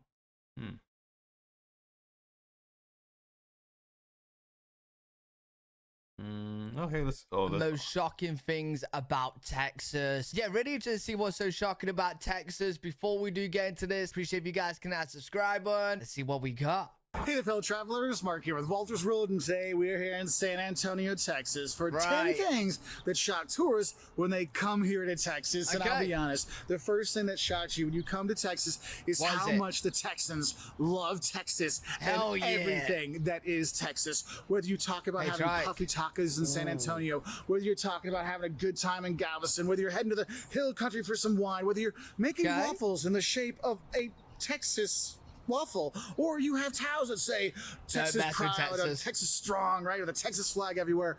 Texans. See, that's what's really cool as well. Is like, I actually didn't know this before watching these videos, but I didn't realize every state have their own flags and all. So you got the state flags, and then you got the, you know, the USA flag. Love Texas and everything Texas. So if you're not sure what to get your Texas friend for a gift, buy him something Texasy. Because whether wait. That's it. How do you drink from that? Where are you putting your lips? It is in their sports they love, how they decorate their driveway, the ice cream. Yes, you better be having your Bluebell when you're here. But when you shop at HEB, yes, ice cream what is Texas they love. So don't be surprised if you're like, wow, Texans really love Texas. So when you come to Texas, hey, that's really cool though. Sadly, they banned THC, and they also banned porn too, which ain't good, man. Those are two things we love here in Texas. We want them back. Because like, if you guys speak to any Brit, they don't really love where they're from. You know what I mean? Not like crazy connections. So it's really cool to see that people do have that connection to where they're from. You'll understand why. It's actually a really cool state to visit. But the thing is when you visit Texas, my second shock for you is the size of Texas. Big. And the size of everything in. Yeah, I swear the UK could literally fit in this section right here. That's how big Texas is. I think it's like 3 times bigger. Texas. I mean, it's insane. If you drive from Galveston, which is on the Gulf Coast, to El Paso in the far west, that is 800 miles, 1,300 kilometers, 12 hours straight driving, no stopping at Buc-ee's and taking in, some beaver nuggets and a drink. I don't even think 12 hours. It would take 12 hours to go from the bottom of the UK to the top. Not more. So maybe the same. Like 6 to 8 hours. I don't know. Like, go for.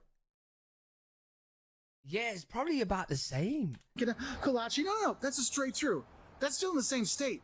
I mean, it's insane. That's crazy. The size you have in Texas. It's just an enormous state. And you have to take that in when you're here, because if you're going to visit, you may say, we're going to go see Texas. Well, you're probably going to see parts of Texas. Like, we're on a trip now and we're doing. Yeah, that's actually crazy to think about how much bigger Texas is than the UK. I want to see more. Now I'm thinking about the UK. Is like, when you visit the UK, every single part is different. So like with Texas, it's bigger than the UK. So then when you visit Texas, you're not just visiting the one part you see in the Texas. It's bigger than the UK, so you see a different. Bro, that's crazy how big it is. Like, I still can't fathom like how big it is, even though I've seen all these videos. I can't like pull it into perspective. In Galveston, San Antonio, Fredericksburg, Dallas, and then headed out. Like, I'd like to go to El Paso to see our friends there. I'd like to go up to Amarillo and see, the Cadillac Ranch and stuff like that. But it's too big. I only have so much time. It is a really huge state. And the thing is, it's not just the size of the state that's huge. It's also everything Texas. You know the old saying, everything's bigger in Texas? Oh, it's true. It is. Whether it is when you're going to Whataburger and you're getting a soda there. Yeah, I think their regular is about, 9 gallons of soda. I mean, it's crazy how big it is. Go get yourself some of that brisket when you're here at the Texas barbecue. Oh, I want the ends. The ends excite me the most. Like this brown, you know what I mean? What do you call it? The bark. Oh, it looks so good. Oh, the lines for the good barbecue places, they're Texas-sized lines. Super long, but it's Texas-sized. Good when you get that huge thing of brisket when you're here. Oh, my God, it's so good. But it's making me hungry. It's going to be a lot. Those portion sizes, making me hungry. Get some chicken fried steak. I mean, you'll be full for a couple days if you're not used to the portion sizes here. And when we're looking at big, why do I feel like he was talking to me? Why? I feel like when he said that, he was definitely talking to me. Another big I have to tell you about is the weather in Texas is just as big as the state. I mean, what do you mean? You will have Texas summer. I mean, I was talking to a friend of mine. We were in Galveston, and it's wintertime here, and there was nobody at the beaches, but it was still nice enough to go to because it was like in the 70s, like in the 20s Celsius. So it was nice to go to the beach too. Nice. And my friend's like, you can come back in the summer, and like mid-sentence he stops and goes, in the summer with Texas heat. Yeah, Texas heat. Yeah, I mean, I'm starting to sweat just thinking about Texas heat. I mean, it is really bad. July and August here is like super big heat. So just be prepared for that. That's why Texas is great to visit all year round. I mean, we're here in the winter and it's gorgeous. I mean, it's wonderful. And yes, I'm still getting some sun, and I'm actually wearing shorts and a t-shirt. Hey, listen, 20 degrees Celsius in the UK is a very nice warm day. So if that's the cold day of Texas, hey, that's a very nice day. But it's nice. There is one big weather thing I think you really need to realize is the bigness of the destruction that tornadoes can have here. Yeah. So if you do hear a tornado siren, make sure you do seek shelter if you are here during tornado season. If it's hurricane season, you're down by Houston and stuff. I mean, you do need to pay attention to those things because it can be rather dangerous. So do have a heads up because Texas weather is really big. But it does make it great so you can visit the beaches in Corpus Christi any time of the year. And the thing is, I'm talking about all these different parts of Texas and all these driving you're going to do, and it's a big place. And what could make big drives actually okay? And that's my next shot for you. And that is the first time you go into one of the big Buc-ee's. Okay. Yeah, I've seen Buc-ee's. Buc-ee's looks absolutely insane. I love Buc-ee's, man. Like, the first time I seen it, I have a Buc-ee's near my house, but it's like the small one. How big a gas station could be. It's a supermarket. It's massive. If you're not sure what Buc-ee's is, it's actually a gas station chain. They have smaller ones, but if you're on like I-10, like there's one in New Braunfels between San Antonio and Austin, I mean, it's just huge. I mean, it's like, I like to say it's a Texas Target, and a Texas-sized gas station had a baby, but the baby was a really big baby, and they made Buc-ee's because it has amazing food inside. Yes. Yo, that's crazy as well. I forget about that every time. They actually do make food in there, and it just looks insane. Like, just as good as like a restaurant in America. It looks better than all our food in the UK. You'll have freshly cut brisket sandwiches that are fantastic from there. You'll get cinnamon rolls about this big. The most important thing is you'll be surprised how much you love beaver nuggets when you go there. I actually buy a big thing of them and give them as gifts for Christmas because, oh my God, beaver nuggets are so good. But you're surprised like how huge this thing is. But I mean, that is Texas. But what shocks people is how clean the bathrooms are. I mean, you talk to Texans anywhere around the country and you talk about Buc-ee's, like, oh yeah. Clean toilets, totally clean toilets. Wait, I've never seen that, dude. There's hand sanitizer on the edge of where you wee? Yes, it was a urinal. Okay. But where's the sinks? The sinks you don't do it in there, do you? You don't wash your hands in there? Where's the sinks? The country, and you talk about Buc-ee's, like, oh yeah, clean toilets, totally clean toilets. They are. I mean, it's shockingly clean. Like, oh, I have no problem sending my kids in the bathroom to go by themselves and go pee, go do whatever you need to do. Right. No problem, because it's super clean. And it really shocks people that, yes, you can have super clean, super awesome bathrooms, and that'll be awesome. And it's a tourist place to check out when you're here in Texas. So go to Buc-ee's. I can't believe... Oh, he means Buc-ee's. But...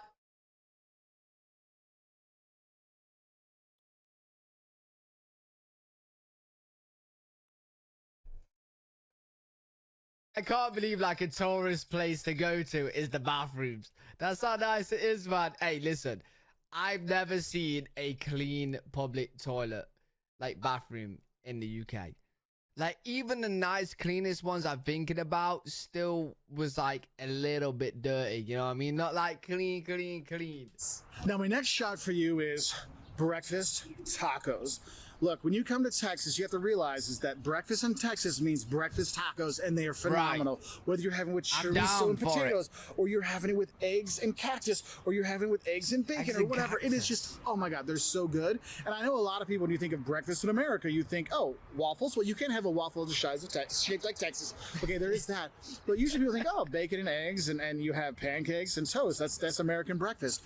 But the Texas breakfast is definitely the breakfast taco. And what's that? Is that sweet tea in there? You know, if you're going around the U.S., not everywhere, like California's got good breakfast tacos too, but if you're going to other places, you think, oh, tacos start at noon and they go later. No, here you will have crazy awesome tacos for breakfast. And the thing is, you'll find a local place. Maybe it's a gas station that has a little taqueria on the side of it, or just another taco place, like just Taco Haven right here next to me. You just see.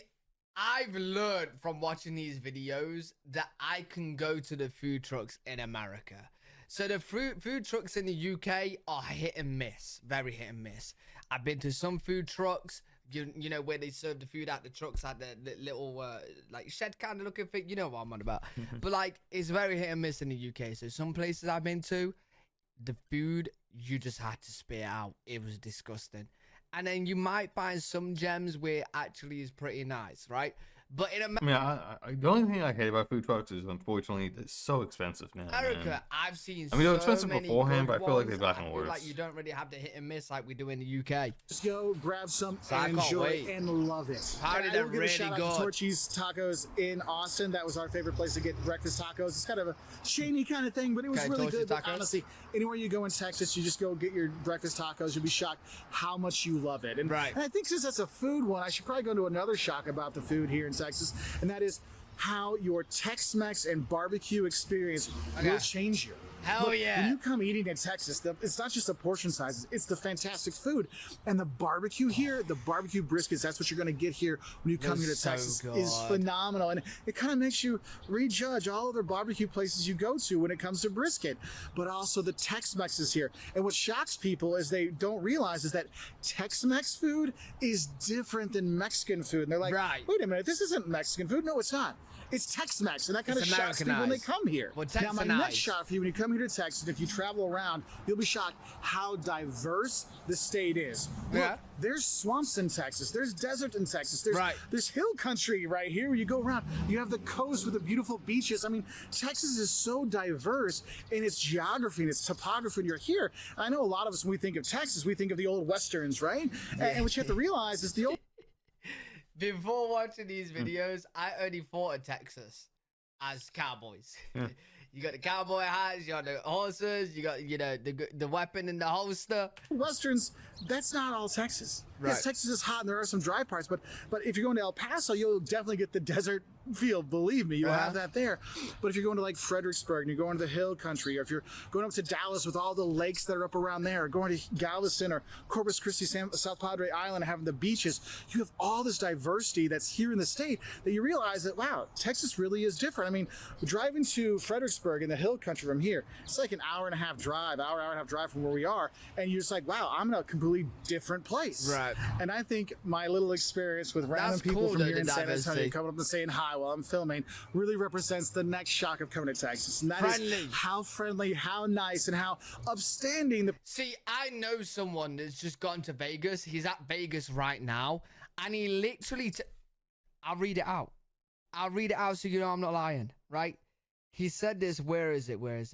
Because he said like we should plan to go to Vegas, me and him. All right. I So want to go to he's Vegas there too. now, and he Well, no, said to Reno. me, he's loving it. It's stupid hot.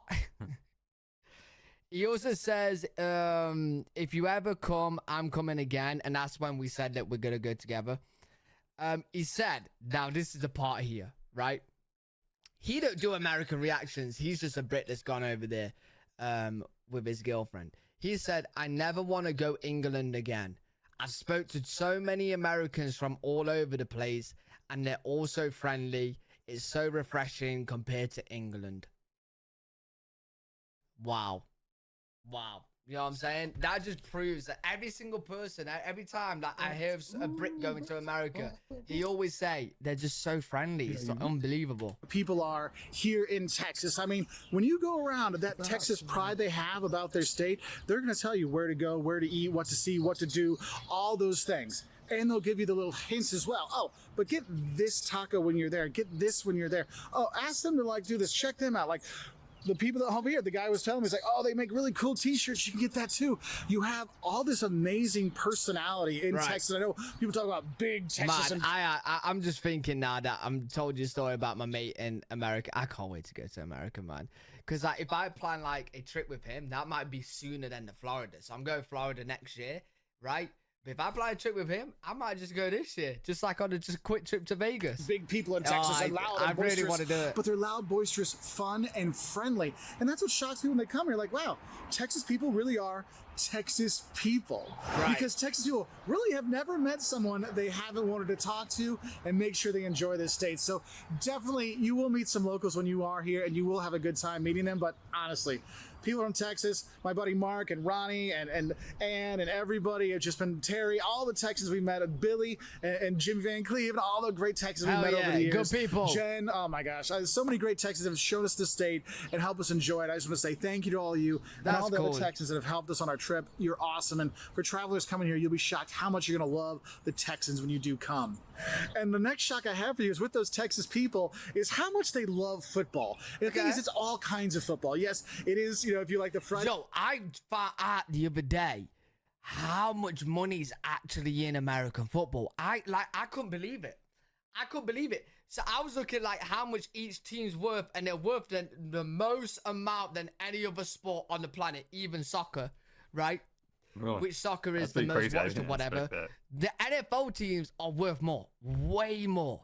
On average, it was like 6 billion or something crazy. Friday Night Lights, high school football stuff. I know it sounds corny and cheesy, but people love football. They'll go watch the high school games, the college game. Yeah, hook 'em horns, right? You got the University of Texas, you got SMU, you've got so many colleges. Texas A&M is probably the better one right now, but don't tell people that out loud. But you have Texas Tech. I have to give a shout out to Texas Tech because some of my good friends graduated from there. But people really love football when you're here. And yes, their professional teams on Sundays aren't doing so well. Houston, we don't really talk about the Texans. I mean, the Cowboys, you gotta love the Cowboys when you are here. And one of the things that's funny is you might be shocked is you can do a tour at Jerry World, AT&T Stadium in Dallas, and it's huge. I mean, it's huge. I mean, it's Texas, so it has to be huge. But that love affair of football and sports and just outdoorsiness and everything is just really a part of Texas that'll shock you.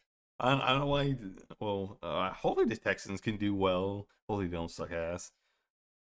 The Astros are doing well. Rockets disappointed. Keep on losing fucking Golden State, man. Stop losing to them. Like, wow, hell yeah. Football and outdoors and all this stuff is. See, that's something I definitely want to do when I go to America. I would like to go to a NFL game. I would, and do that whole experience and a video on it. That'd be really fun. It's true Texas, all right? And then I think I need to talk about, if we're talking about the people, we need to have this shock. And this shock is how fast everyone drives in Texas. What do you mean? You need to be ready when you come to Texas for the speed, because speeding on 75, you know, sometimes on the back highways, I'm like, what? The back roads? See, kind of highways? That's kind of weird at 75, and people are flying all over the place on the highway. I mean, I still remember my first trip to Texas. We were driving from Springfield, Illinois to Nuevo Laredo. And my dad and I were switching back and forth, and at 2 o'clock in the morning, I'm driving through Dallas, getting through the Metroplex. I'm driving in, and I might be going like 75, something like that. And this is back in the day, so I don't know if 75 was the speed limit back then. And I look in the back mirror, and I see this light, and this Lamborghini goes right by me. I mean, it was just like a normal thing, you know. But you got to be ready for the fast driving. You know what? In all of my years driving, which is like fast driving and reckless driving, oh man.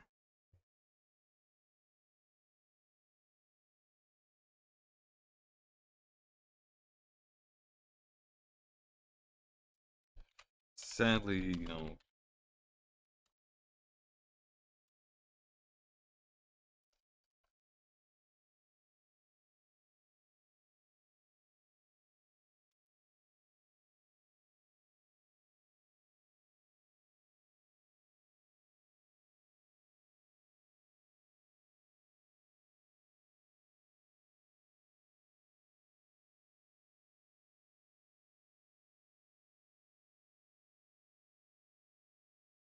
damn it.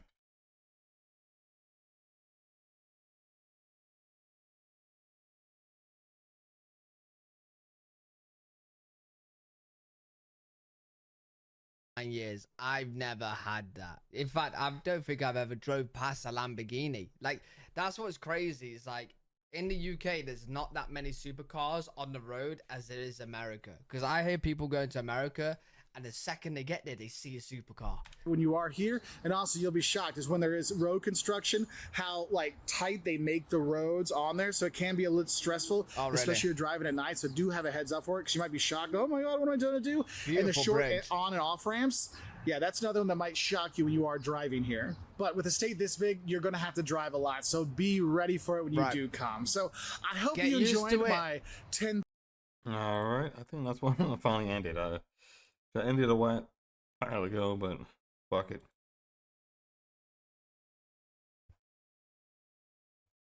Let's see.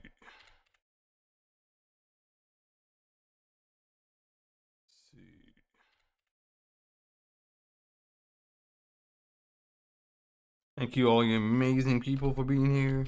Thank you for watching, supporting me, commenting, being part of the organization, be part of the chat, being part of the Discord and all that type of stuff.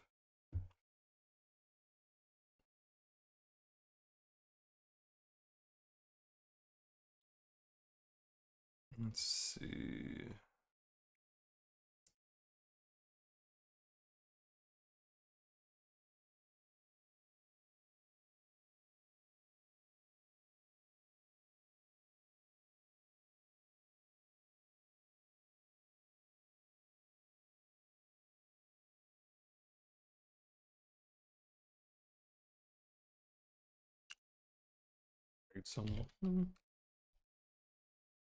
Thank you to all the amazing people that have been here.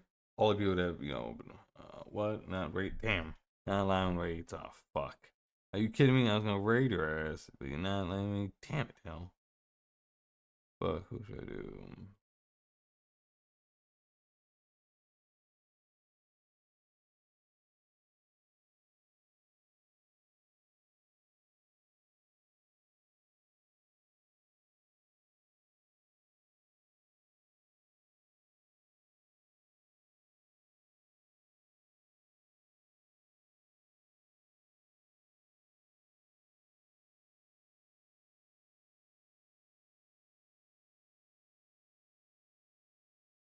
Alright, I'll have to raid someone else instead.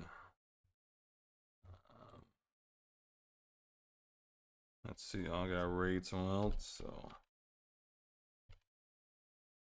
Alright, and we'll raid that Daru. I think they're playing Reaper right now, but they might be playing some other stuff soon. But right now they're playing Reaper, they're having fun, they're enjoying themselves. Thank you guys so much for being here. Thank you all the people who are watching me, following me, supporting me, and going above and beyond whatever. I can't imagine that, but thank you guys so much, and see you guys later.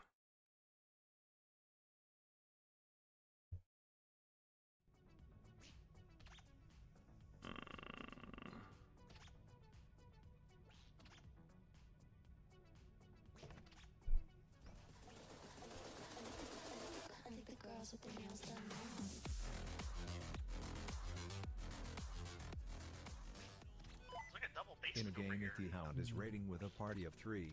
Welcome on in. Double Basement was my nickname.